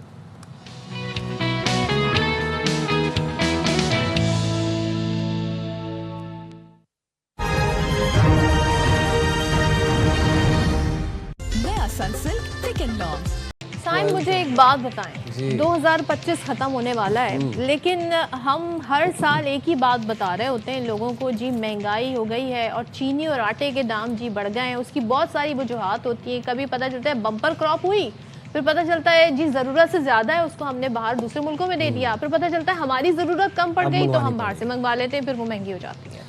اچھا، یہ تو ایک کافی عرصے سے، کافی سالوں سے ایک پیٹرن چلتا ہوا آ رہا ہے، اور خاص طور پر اب ہم جب یہ دیکھیں کہ رمضان آنے والا ہے، ابھی Ramzan is just around the corner, اور رمضان آنے سے پہلے اگر اشیاء فروشت کی قیمتیں زیادہ ہوتی ہیں تو اس کا ذمہ دار کون ہے؟ اشیاء فروشت، آپ کا آٹا، آپ کی چینی، گندم، یہ وہ بیسک چیزیں ہیں جو کہ ہر شہری کا حق ہے، اور یہ وانٹس نہیں ہے، یہ نیڈز ہے. اب شہریوں کے استعمال کی دو بنیادی چیزیں جناب، آٹا اور چینی، ہر گزرتے دن کے ساتھ مہنگے فروخت کیے جا رہے ہیں. اللہ اللہ کر کے چینی کے ریٹ کم ہوئے تھے، لیکن پرچون والوں کی منمانی نے یہ ریلیف عام شہریوں سے چھین لیا ہے. کراچی میں چینی کی قیمت ایکس مل ریٹ 134 جبکہ ہول سیل ریٹ 136 روپے فی کلو مقرر ہے، لیکن دکانوں پر چینی آپ سوچیں 170 روپے فی کلو بیچی جا رہی ہے. اچھا، اسی طرح اگر ہم دالوں کی بھی بات کر لیتے ہیں، اس کے سرکاری نرخ سے جی 50 سے 60 روپے زیادہ وصول کیے جا رہے ہیں شہریوں سے. کوئٹہ اور کے پی میں جی آٹے کی قیمت میں فی کلو 10 روپے کا اضافہ کر دیا گیا ہے. اب ان دونوں صوبے میں پنجاب سے آٹے کی ترسیل جو رکی ہے وہ وجوہات بتائی جا رہی ہیں. اب یہ کتنا اہم رول پلے کر رہے ہیں، اس پہ بات کر لیتے ہیں ذرا ہمارے ساتھ کہ بھائی کیا صورتحال ہے کراچی میں جی، چینی کی کیا قیمت ہے، بازاروں میں کیا ہے، کیا مختلف علاقوں میں جی ڈیفرنٹ دام وصول کیے جا رہے ہیں. تو ہمارے نمائندگان ہمارے ساتھ اس وقت موجود ہیں، ان کی طرف ہم بڑھیں گے. ہمیں جوائن کر رہے ہیں جناب انور خان کراچی سے، نواب شیر ہمارے ساتھ ہیں پشاور سے. تو ذرا پہلے انور سے ذرا آغاز کر لیتے ہیں کیونکہ ذرا پوچھتے ہیں جی چینی کے کیا دام ہے. انور ذرا بتائیے گا اس وقت چینی کی قیمت کیا ہے اور سرکاری نرخ کیا ہے؟ کمشنر کراچی کے جو احکامات ہیں، جو ان کا جاری کردہ نوٹیفیکیشن ہے، اس کے مطابق ہول سیل 140 روپے فی کلو اور جبکہ ریٹیل کے اندر 143 روپے فی کلو مقرر کیے گئے ہیں. تاہم جو سب سے بڑی مارکیٹ ہے کراچی کے اندر جوڑیا بازار، جہاں سے چینی کی سپلائی پورے شہر کو کی جاتی ہے، وہاں کی جو قیمتیں ہیں وہ 180 سے 139 روپے اور اس سے زائد بھی وصول کی جاتی ہے. اگر آپ شہر کی مختلف مارکیٹوں کے اندر جائیں گی تو وہاں پہ چینی کی قیمت 140 روپے اور بعض مقامات پہ 150 اور 150 کے ساتھ ساتھ بعض علاقوں کے اندر قیمتیں سے کہیں زیادہ وصول کی جا رہی ہیں. شہریوں کو ایک ریلیف ملا تھا، تقریباً ایک ماہ قبل جو ہے وہ چینی کی قیمتیں 215 روپے فی کلو تھی. کشن کا آغاز ہوا، گندم کی جو کنیشنگ ہوئی، اس کے بعد قیمتوں کے اندر 50 روپے فی کلو کی کمی واقع ہوئی. تاہم یہ کمی کچھ حد تک ہی رہی، اس کے بعد پھر دوبارہ منمانی قیمتیں وصول کرنے کا سلسلہ برقرار ہے. جو دکاندار ہیں، جو تاجر ہیں، وہ یہ کہتے ہیں کہ قیمتوں کے تعین کے وقت حکومت کی جانب سے یا زیر انتظامیہ کی جانب سے اسٹیک ہولڈرز کو اعتماد میں نہیں لیا جاتا ہے، جو کہ بنیادی وجہ بنتی ہے قیمتوں میں منمانے اضافے کی. وہ ساتھ ساتھ یہ کہتے ہیں کہ اس وقت تھیلیوں کی قیمتیں، الیکٹریسٹی بل اور ٹیکسز کو ملا کر جو صورتحال سامنے آتی ہے وہ حکومت کے فراہم کردہ ریٹ ہمارے لیے ناقابل قبول ہوتے ہیں. اگر دالوں کی بات کی جائے گی تو 80% دالیں کینیڈا، امریکہ اور آسٹریلیا سے منگواتے ہیں اور 20% دالوں کی جو کھپت ہوتی ہے وہ ہم خود پورا کرتے ہیں. تو ڈالر کی قیمتوں کے اندر کمی بیشی بھی جو اس کے اوپر اثر انداز ہوتی ہے.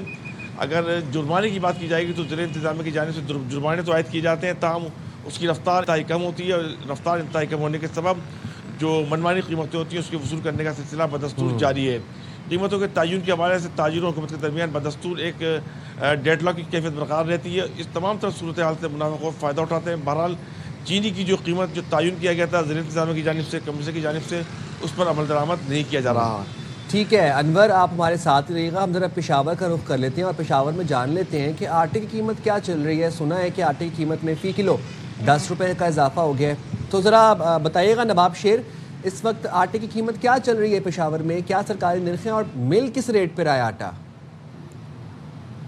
جی بالکل، پشاور میں آٹے کی قیمتوں میں ایک بار پھر اضافہ ہوا ہے اور ہم دیکھ رہے ہیں کہ مسلسل 2 ہفتوں کے دوران جو ہے وہ آٹے کی قیمتوں میں مسلسل اضافہ ہوتا جا رہا ہے. ڈیلروں کے مطابق پچھلے 2-3 دنوں کے دوران جو 20 کلو گرام آٹے کا تیلہ ہے ان کی قیمتوں میں 100 سے لے کر 200 روپے فی کلو گرام تک اضافہ ہوا ہے. اور اس وقت شہر کے مختلف مارکیٹوں میں جو 20 کلو گرام آٹے کا تیلہ ہے وہ 2600 سے لے کر 2800 روپے تک فروخت ہو رہا ہے. اگر فائن آٹے کی بات کی جائے تو فائن آٹے کی قیمتیں بھی جو ہے وہ بھی کافی بڑھ چکی ہے اور وہ 20 किलोग्राम का जो तेला है वो 28.5 रुपये तक पहुंच चुका है। डीलरों के मुताबिक आटे की कीमतों में मुसलसल इजाफे के कई वजूहात हैं। डीलरों का यही कहना है कि गंदम की कीमतें जो है वो भी ज़्यादा हो गई है और 100 किलोग्राम गंदम की कीमत जो है वो 12,200 रुपये तक पहुंच गई है। तो इस वजह से भी जो है वो आटे की कीमतों में इजाफा हुआ है। लेकिन सबसे मेन वजह जो आटे की कीमतों में मुसलसल इजाफे की बताई जा रही है डीलरों के मुताबिक, उनका यही कहना है कि पंजाब से जो है वो आटे की तरसील पर मुकम्मल तौर पर पाबंदी आयद है। तो इस वजह से जो है वो पेशावर में आटे की कीमतों में मुसलसल इजाफा होता जा रहा है, क्योंकि आटे की तरसील ना होने की वजह से जो है वो पेशावर के मार्केटों में आटा कम पड़ रहा है। तो इस वजह से इनकी कीमतें जो है वो मुसलसल बढ़ रही है। आटे डीलर और जो आटे एसोसिएशन वाले हैं उन्होंने कई बार जो है वो पंजाब हुकूमत से दरख्वास्त भी की है कि आटे की तरसील पर से पाबंदी हटाई जाए ताकि पेशावर में आटे की तरसील शुरू हो सके और कीमतें जो है वो कम हो सके, कीमतें कम हो सके और तरसील ज़ाहिर है होनी ज़रूरी है। नवाब शेर हमें सूरत हाल बताए थे। Thank you so much. पेशवर से हमारे साथ अनवर खान मौजूद थे। और जनाब ये सूरत हाल है और हम हर 2 महीने बाद ये मसला हो जाता है, कभी जी टमाटर के प्राइस बढ़ जाते हैं, कभी हम आटे के देख रहे हैं। आटा और चीनी की तो एक मेरे ख्याल में सीजन लगे होते हैं। मुझे सदफ एक बात लेकिन समझ नहीं आती, पंजाब के जहाँ पर इस वक्त हालिया गुज़िश्ता दिनों में हमने देखा कि बदतरीन सैलाब आया सैलाब, सबको पता है इस बारे में। वहाँ पर अज़मा बुखारी साहिबा बैठी कहती हैं कि मैं देखती हूँ कैसे कोई दूध की कीमतें बढ़ाता है। वहाँ पर सरकारी निर्ख जो हैं वो बड़े बड़ी SMDs के ऊपर आवेज़ा किए हुए हैं और वहाँ पर दूध, गंदम, आटा, आपकी चीनी, इनकी प्राइसेस कंट्रोल्ड हैं। तो जहाँ पर सैलाब आया वहाँ की तो प्राइसेस कंट्रोल्ड हैं, तो फिर पेशावर और कराची में क्या हो रहा है? क्यों सरकारी निर्ख के ऊपर चीनी, आटा नहीं मिल रहा? बहुत सारे जो मामलात हैं वो डिफरेंट भी हैं। ये एक अलग चीज़ है कि जी सरकारी निर्ख पर अमल दरामद करवाना वहाँ की हुकूमतों की जिम्मेदारी है, मगर एक जो मामला उठाया जाता है जी पंजाब से तरसील बंद है सूबों को, तो उस वजह से भी ये जो प्राइस है गंदम के, आटे के, ये बढ़ रहे हैं। तो ये कितना बड़ा रोल प्ले करते हैं, इस पर भी बात करेंगे। हमारे साथ इस वक्त मौजूद हैं chairman Karachi wholesaler groceries association Abdul Rauf Ibrahim साहब। Thank you so much Ibrahim साहब में ज्वाइन करने के लिए। सबसे पहले बताइएगा, चीनी का एक्सपोर्ट रेट 134 और होलसेल रेट 136 रुपये है, फिर यही चीनी कराची में 170 रुपये में क्यों मिल रही है आसपास इसी के? देखें, अभी आप 20-25 दिन में आपने देखा होगा, 25 दिन हो गए लगभग, 200 रुपये किलो चीनी थी और घट के 136 पे हुई है। मेरे नेक्स्ट प्रोग्राम में आपके कहा था 170 मिल रही है, 170 मिल। देखिए, मैं आपके पहले भी ये बात कर रहा हूँ कि पहले 25 दिन पहले 200 रुपये चीनी थी और आज 136 होलसेल में हो गई है। आप ये बताएं 136 की चीज रिटेल में 170 में कैसे बिक रही है? इसके ऊपर इक़दाम क्यों नहीं उठाती? क्या सिंध गवर्नमेंट नाअहल है? क्या हमारे वजीर आला, chief secretary, commissioner, bureau of supply, price control वाले कहाँ है सब? सर, वज़ीर आला, प्राइस कंट्रोल वाले तो वो एक बॉडी है, एक गवर्निंग बॉडी है, मॉनिटर करने उन्होंने। लेकिन ये जो रिटेलर्स बेच रहे हैं, जो होलसेलर्स बेच रहे हैं, 136, आप मुझे बताएं 136 पे हमारे नुमाइंदे बता रहे थे कहीं पर नहीं मिल रही, 160, 65, 70 पर चीनी मिल रही है कराची में। होलसेल की बात कर रहा हूँ आपको, रिटेल में 160-70 बिक रही है, ये अलमिया है। यानी आप डायरेक्ट कंज्यूमर होता कौन है ये पहले तो ये बताएं। आधा किलो, 1 किलो ना वही लेगा ना चीनी, 50 किलो तो नहीं लेगा ना बेग। तो यही हमें सोचना चाहिए कि देखें जो भी नुकसान होते हैं डायरेक्ट कंज्यूमर को होते हैं, उनको प्राइस इतनी हाई है रिटेल पे, नामुनासिब है। मैं दूसरी बात आपसे करना चाहूँगा कि दालों में भी आप रेट देख लें, ये करेक्शन बहुत ज़्यादा आया है। दालों पर जी 50 से 60 रुपए 1 किलो पर ज्यादा लिया जा रहा है। नहीं, 1 मिनट में आपको बताऊं, यही बताया जा रहा है। और बिल्कुल मैं आपकी बात को तायद करता हूं।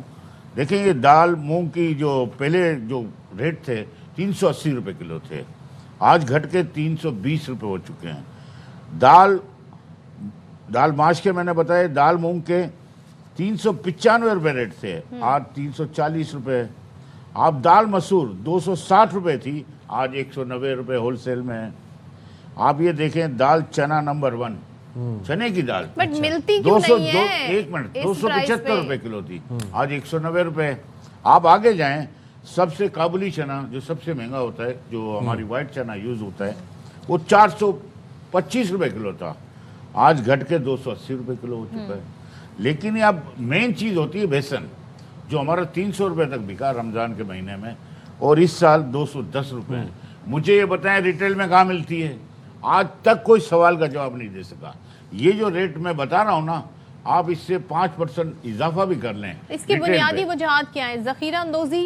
नहीं, ज़ख़ीरा अंदोज़ी नहीं है। देखें, इसको ज़ख़ीरा अंदोज़ी नहीं कह सकते, मुनाफाखोरी कहेंगे। मुनाफाखोरी है, मुनाफाखोरी कह सकते हैं। और इसके ऊपर इंतजामात होने चाहिए, सख्त क्रैकडाउन हो, जब जाके अमल दरामद होगा। ये आप देखें, अगर आटे में भी आप देखने आपकी जाएंगे, एसोसिएशन क्या रोल प्ले करेगी इसमें? हमारी रोल प्ले कर रही है। हम होलसेल के वो हैं, हाँ। और रिटेल में हम कमिश्नर साहब से भी बात की थी कि रिटेल पे आप इसको अमल दरामद करवाएंगे, जब जाके अमल दरामद होगा। पिछले साल मैंने कंप्लेंट सेंटर वगैरह बनवाए थे और कमिश्नर का अमल दरामद भी शुरू हुआ था, और इंशाल्लाह इस साल भी हम करवाएंगे। अच्छा, मुझे एक बात बताएं, अभी आपने इतनी लंबी लिस्ट बताई, आपने कहा कि दालों के जो रेट्स हैं वो इतने इतने गिर के यहाँ पे है। At this point as we are talking, दालों के ऊपर 50 से 60 रुपए मुनाफा लिया जा रहा है। अब मुझे आप ये बताएं कि वो मुनाफा कहाँ जा रहा है? वो होलसेलर्स के पास जा रहा है या वो रिटेलर्स के पास जा रहा है? देखिए, होलसेल का एक वॉल्यूम होता है बहुत बड़ा, ट्रकों के ट्रक होते हैं, तो उनको तो 2-5 लाख रुपए कमाना भी लेते हैं। लेकिन रिटेल पे जब आप जाएंगे तो 1-1 किलो है बेचना, लेकिन 100-150 रुपए किलो दालें अभी भी ज़्यादा हैं। आप कोई भी सर्वे कर लें, होलसेल से ज़्यादा हो सकती हैं, 5%, 10%, इससे ज़्यादा कहाँ होता है। और मैं आटे के लिए भी आपसे पिछले लेकिन रिटेलर ये कहते हैं कि जब हम होलसेलर से महंगी खरीद रहे हैं तो हम फिर उससे महंगी अब देंगे ना कंज्यूमर को। जाहिर सी बात, जब हमें भी पीछे से महंगी आ रही है, किस तरह देंगे आप? कोई लिमिट हो ना। एक बिजनेस एथेंटिक है कि आप वो बिजनेस की आप बुक पढ़ लें कि 5% नफा होना चाहिए होलसेल पे और 10% होना चाहिए रिटेल पे। यहाँ कंट्रोल है, कोई सिस्टम है। अगर वो होलसेल से 160 में चीनी खरीद रहा है तो बेचेगा वो 170 में, वो अपना मुनाफा भी तो रखेगा ना। लेकिन वहां से क्यों 160 में मिल रही है, ये सवाल है। होलसेलर से 136 में है। आज भी हमारा आप रिकॉर्ड उठा लें, 136 रुपए। अभी वो अनवर बता रहे थे कि 150, 155 पर मिल रही है। वो आप उसकी ये बात कह रहे हैं कि रिटेल की बात नहीं, आप ये कह रहे हैं कि 143 बताए थे। 143 बताए थे आप। 136 रुपए मैं आपको अभी दे रहा हूँ ना, हमारा रोज का रेट होता है। अच्छा, मेरी बात सुनिए, आप ये कह रहे हैं कि होलसेलर जो है वो चीनी 136 पे दे रहा है, 134 ये रिटेलर है ये 34 पे दे रहा है, 134 एक्स मिल और होलसेल 136 हो गया। ठीक है, आप ये कह रहे हैं होलसेलर 136 पे रिटेलर को दे रहा है चीनी, और ये रिटेलर है जो कि आगे अवाम को 170 पे बेच रहा है। बिल्कुल बेच रहा है, 200 पे बेच रहा है, बिल्कुल बेच रहा है। अच्छा, और ये जो तमाम तरह जो 60-70 रुपए का मुनाफा ये रिटेलर रख रहा है? बिल्कुल रख रहा है। होलसेलर कोई मुनाफा नहीं रख रहा। होलसेलर का मुनाफा यही होता है। रख रहा है? देखिए, आप 2 रुपए किलो, 1 रुपए किलो होगा। इसकी वजह आप समझें पहले। 2 रुपए 1 रुपए किलो। देखें, आप 30 टन लेंगे ना गाड़ी, तो 30,000 किलो हुआ। 30,000 पे 2 रुपए मिले तो 60,000 रुपए वो जेब में रख लेगा, क्योंकि वॉल्यूम है ना, वॉल्यूम बड़ा है उनका। ट्रकों में ट्रक होते हैं, ये तो यानी आप ये कह रहे हैं वॉल्यूम बढ़ा है तो वो इतना ज्यादा पैसे नहीं बढ़ाएंगे, लेकिन जहाँ वॉल्यूम कम है वहाँ पे ज्यादा पैसे बढ़ाए जा रहे हैं। मुझे एक बात बताएं, क्या कोई स्टॉक की कमी है कि पंजाब से स्टॉक नहीं आ रहा है? क्या ये भी बुनियादी वजूहात हैं? स्टॉक नहीं है या ज़ख़ीरा अंदोज़ी की गई है? मैं आपको बताऊं, 2 चीज़ें आपने अच्छा सवाल किया। देखें, स्टॉक हमारे पास पल्सीज का जो मंगाना होता है, हमारा इम्पोर्ट बेस्ड कंट्री हो गए हम, और जाहिर सी बात है हर चीज़ में इम्पोर्ट बेस्ड कंट्री हुए। चीनी हमने एक्सपोर्ट कर दी, मैं आपको बताना चाह रहा हूँ, चीनी एक्सपोर्ट कर दी 100 रुपये में, 170 में हमने मंगा ली। हमने गंदुम, जब हमारा डीरेगुलेट नहीं था, जब भी आपका गंदुम का बहरान आया मंगा लो, गंदुम मंगा ली। उसका अंजाम क्या हुआ कि किसान भाइयों को कुछ नहीं मिला। डीरेगुलेट ये साल करने से आपको ये अंदाज़ा नहीं लग रहा है कि 50 रुपये किलो गंदुम, और देखें मार्च, अप्रैल, मई इसमें 70 रुपये हुई, और अब 110 रुपये किलो गंदुम है। तो आप आने वाले दिनों में आटे का रेट देखेंगे, वो भी मैं आपको बता के जा रहा हूँ कि 150 रुपये किलो 2.5 नंबर आटा होगा, फाइन आटा 160 रुपये होगा, और जो चक्की का आटा होगा तकरीबन 175-80 रुपये होगा। चीनी सस्ती होगी, चीनी सस्ती होगी, आटा महंगा है। आटा महंगा होगा। कितनी सस्ती होगी चीनी? चीनी 100 रुपये किलो। मैं आपके पिछले प्रोग्राम में बोला 100 रुपये किलो। इसकी वजह ये है कि 400 रुपये मन में गन्ना लिया गया है, और इसमें बाकियात होती है, जितनी भी लवाजमात होते हैं, जो शुगर मिल मालकान खासकर, वो लवाजमत डबल रेट में बिकती है। तमाम टैक्सीज भी लगा लिए जाएं तो 80 रुपये से। हल बता दें मुझे, आप हल बता दें, क्योंकि आवाम की जेब पे ये सब बहुत भारी पड़ रहा है। देखिए, इसको जेब को भारी करने के लिए हमें अपने आप को भी तो सुधारना है ना। हम मुनाफाखोर कैसे बन रहे हैं? हम, मेरे साथ, मैं यही बोल रहा हूँ आपसे कि आटे में आप कम से कम बेसिक हमें डीरेगुलेट नहीं करना चाहिए था, ये प्रोक्योरमेंट लाजमी होनी चाहिए थी। मैं यकीनन कहता हूँ कि ये मुनाफाखोरों ने मुनाफा कमाया है। आपको पता है 33 मिलियन टन का क्रॉप था ये, 33 मिलियन को आप कैलकुलेट करने जाएंगे ना, डबल रकम। तो वर्ल्ड बुक में लिखा जाता है कि 50 रुपए की चीज 100 रुपए कभी हो सकती है, ये नामुमकिनात हैं। आप कह रहे हैं हमारे जखीरा अंदोजों ने फायदा उठाया, फ्लोर मिलों ने फायदा उठाया और फीड मिल में भी गया। इसका जो खमियाजा भुगतना पड़ा, किसान और हारियों को भुगतना पड़ा और डायरेक्ट कंज्यूमर को भुगतना पड़ा। ये आखिर हम कब सुधरेंगे? अगर ये बेसिक खुराक है ना, आप यूं करें, सालन रखें, रोटी नहीं होगी तो आप नहीं खा सकते, प्याज होगी तो रोटी चाहिए। ठीक है, और आप ये कह रहे हैं कि डीरेगुलेट होने के बाद ये समांतर मसाइल, ये मसाइल हुए ना। अब चावल में भी आप देख लें कि चावल के रेट अच्छे से अच्छा बासमती कर्नल 500 रुपए से किलो नहीं मिलेगा कम, यहाँ 350 रुपए। सही है, ये चीजें हमने देखनी है। और ये एडिबल ऑयल के लिए मैं बात करना चाह रहा हूँ आपको, जो एडिबल ऑयल, जब रमज़ान महीना, बेसन के लिए मैं खुशखबरी देता हूँ सबको कि 200 रुपए किलो बेसन मिलेगा चने की दाल का, जो 350 रुपए रमज़ान के महीने में था। अच्छा, रमज़ान के महीने इंशाल्लाह अल्हम्दुलिल्लाह। दालों की कीमतें 100-150 रुपए करेक्शन आया है, 60 रुपए करेक्शन आया है। और इसकी भी वजह यह है कि एडिबल ऑयल जब हमारा ये फाटा होता है, तो फाटा से जब हमारी चीज़ें 18% GST उनको माफ़ है, तो यहाँ आ जाती हैं कराची वगैरह। लेट्स सी क्या होता है, लेट्स होप कि चीज़ें बेहतर हो जाएं। Thank you so much Ibrahim साहब, बहुत शुक्रिया आपका सारी सूरत बात करने के लिए। जनाब, कुछ भी हो, मुनाफाखोर मुनाफा बना रहे हैं, आवाम जो है वो उनकी जेब खाली होती जा रही है। हम जाएंगे एक छोटी सी ब्रेक पे, हाजिर होंगे ब्रेक के बाद। Stay there with us.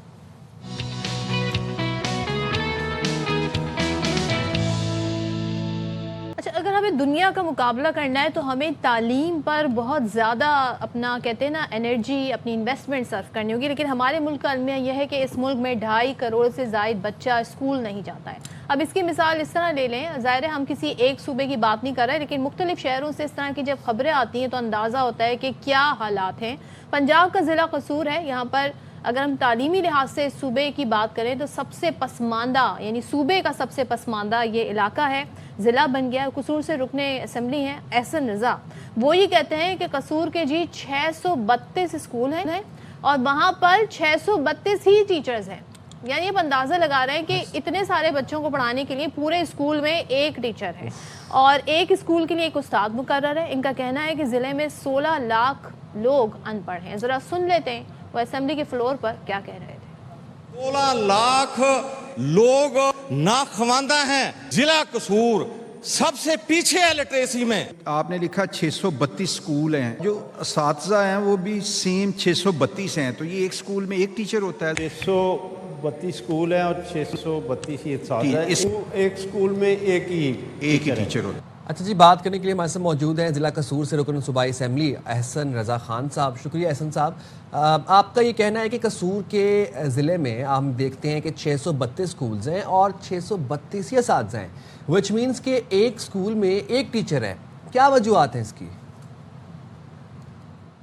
जी शुक्रिया आपका। देखिए, मेरा कल क्वेश्चन थे उसके literacy and non formal education का रिलेटेड, तो मैंने वो लिटरेसी के स्कूल जो थे वो पॉइंट पुट अप किया था कि मेरे ज़िला कसूर में लिटरेसी के कितनी तादाद है।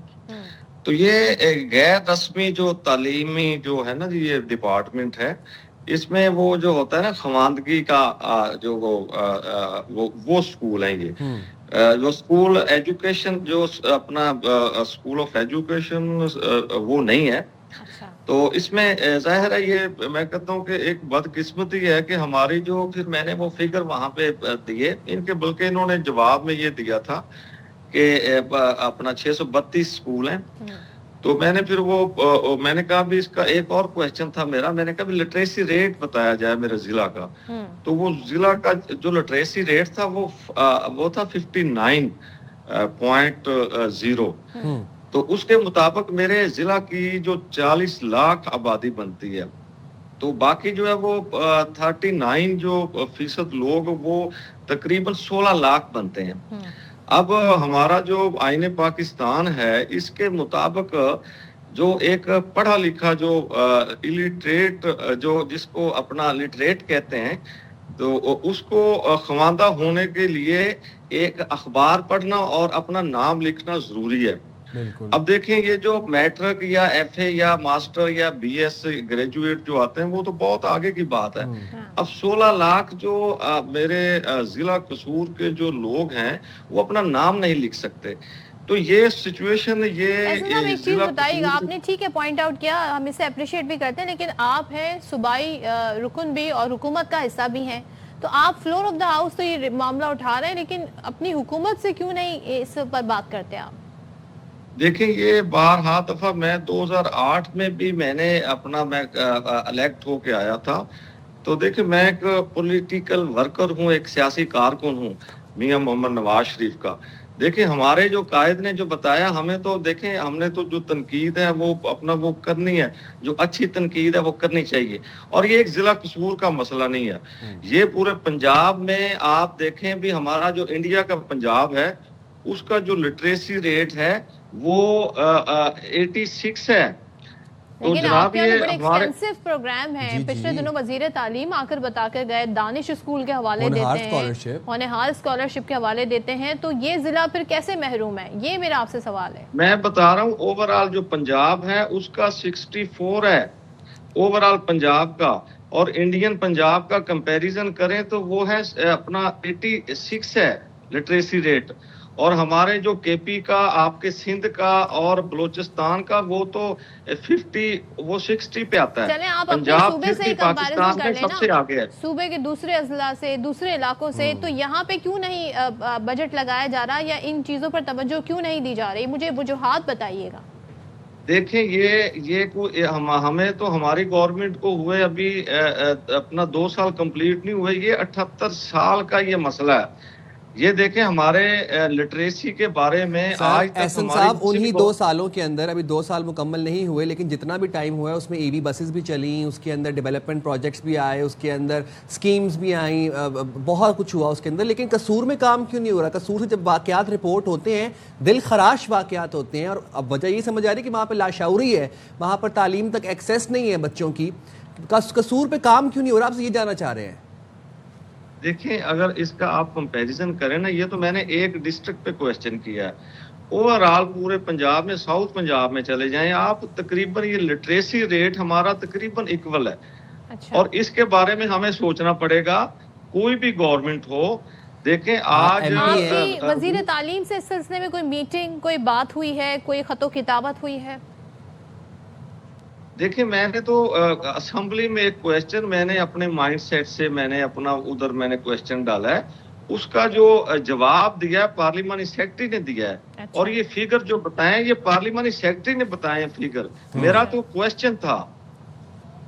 ٹھیک ہے، وی ہوپ کہ اب جو ایجوکیشن منسٹر ہیں پنجاب کے رانا سکندر پرابلی وہ آپ کو اس بات کا باقاعدہ جو ہے اس کے اوپر اقدامات کیے جائیں. بہت شکریہ، آپ نے بڑی ایک اچھی چیز کی طرف اٹینشن دلوائی جو کہ ہم سے اگنور ہو رہی تھی، مس ہو رہی تھی. بہت امپورٹنٹ چیز تھی. آپ کا آئین جو ہے وہ یہ کہتا ہے کہ یہ فری ایجوکیشن جی ہر بچے کا بنیادی حق ہے، لیکن افسوس کے ساتھ ہمارے یہاں صحت کے شعبے پہ اور تعلیم کے شعبے پہ جب بجٹ مختص کیا جاتا ہے وہ بہت ہی کم، آٹے میں کہتے ہیں نا نمک کے برابر وہ بجٹ ہوتا ہے جو ان دونوں سیکٹرز پہ لگایا جاتا ہے. اور اب آپ بیسک ایجوکیشن کی بات کر رہے ہیں، دنیا اے آئی اور نہ جانے کیا کیا سیکھ رہی ہے. ہمارے بچے ابھی تک اپنا نام لکھنا یا اخبار پڑھنے تک ہمارے یہاں پر تو لٹریٹ ہونے کی جو کوالیفیکیشن ہے، جو اسٹینڈرڈ ہے وہ یہ ہے کہ آپ اپنا نام لکھ سکیں اور اپنا انگوٹھا آپ کو لگانا آتا اور آپ ڈیٹ لکھ سکیں. تو یہ تو ہمارے یہاں پر لٹریسی کا جو وہ معیار ہے وہ تو یہاں پر، اور اس کے اوپر بھی دیکھیں اس یہ معیار ہونے کے باوجود بھی لٹریسی ریٹ ہمارے ملک میں کتنا ہے. تو اب ٹائم ہے، اٹس ہائی ٹائم، 2026 میں ہم انٹر کر رہے ہیں.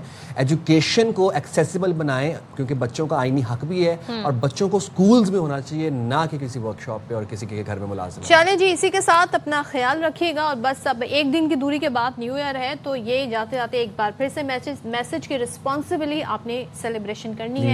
کسی بھی ایسی کام نہیں کرنا، وائی فائرنگ اور کسی بھی اور طرح کام جس سے دوسروں کی زندگیاں خطرے میں پڑیں. ہمیں دیں اجازت، بہت زیادہ خیال رکھیے گا. اللہ حافظ. پاکستان زندہ باد.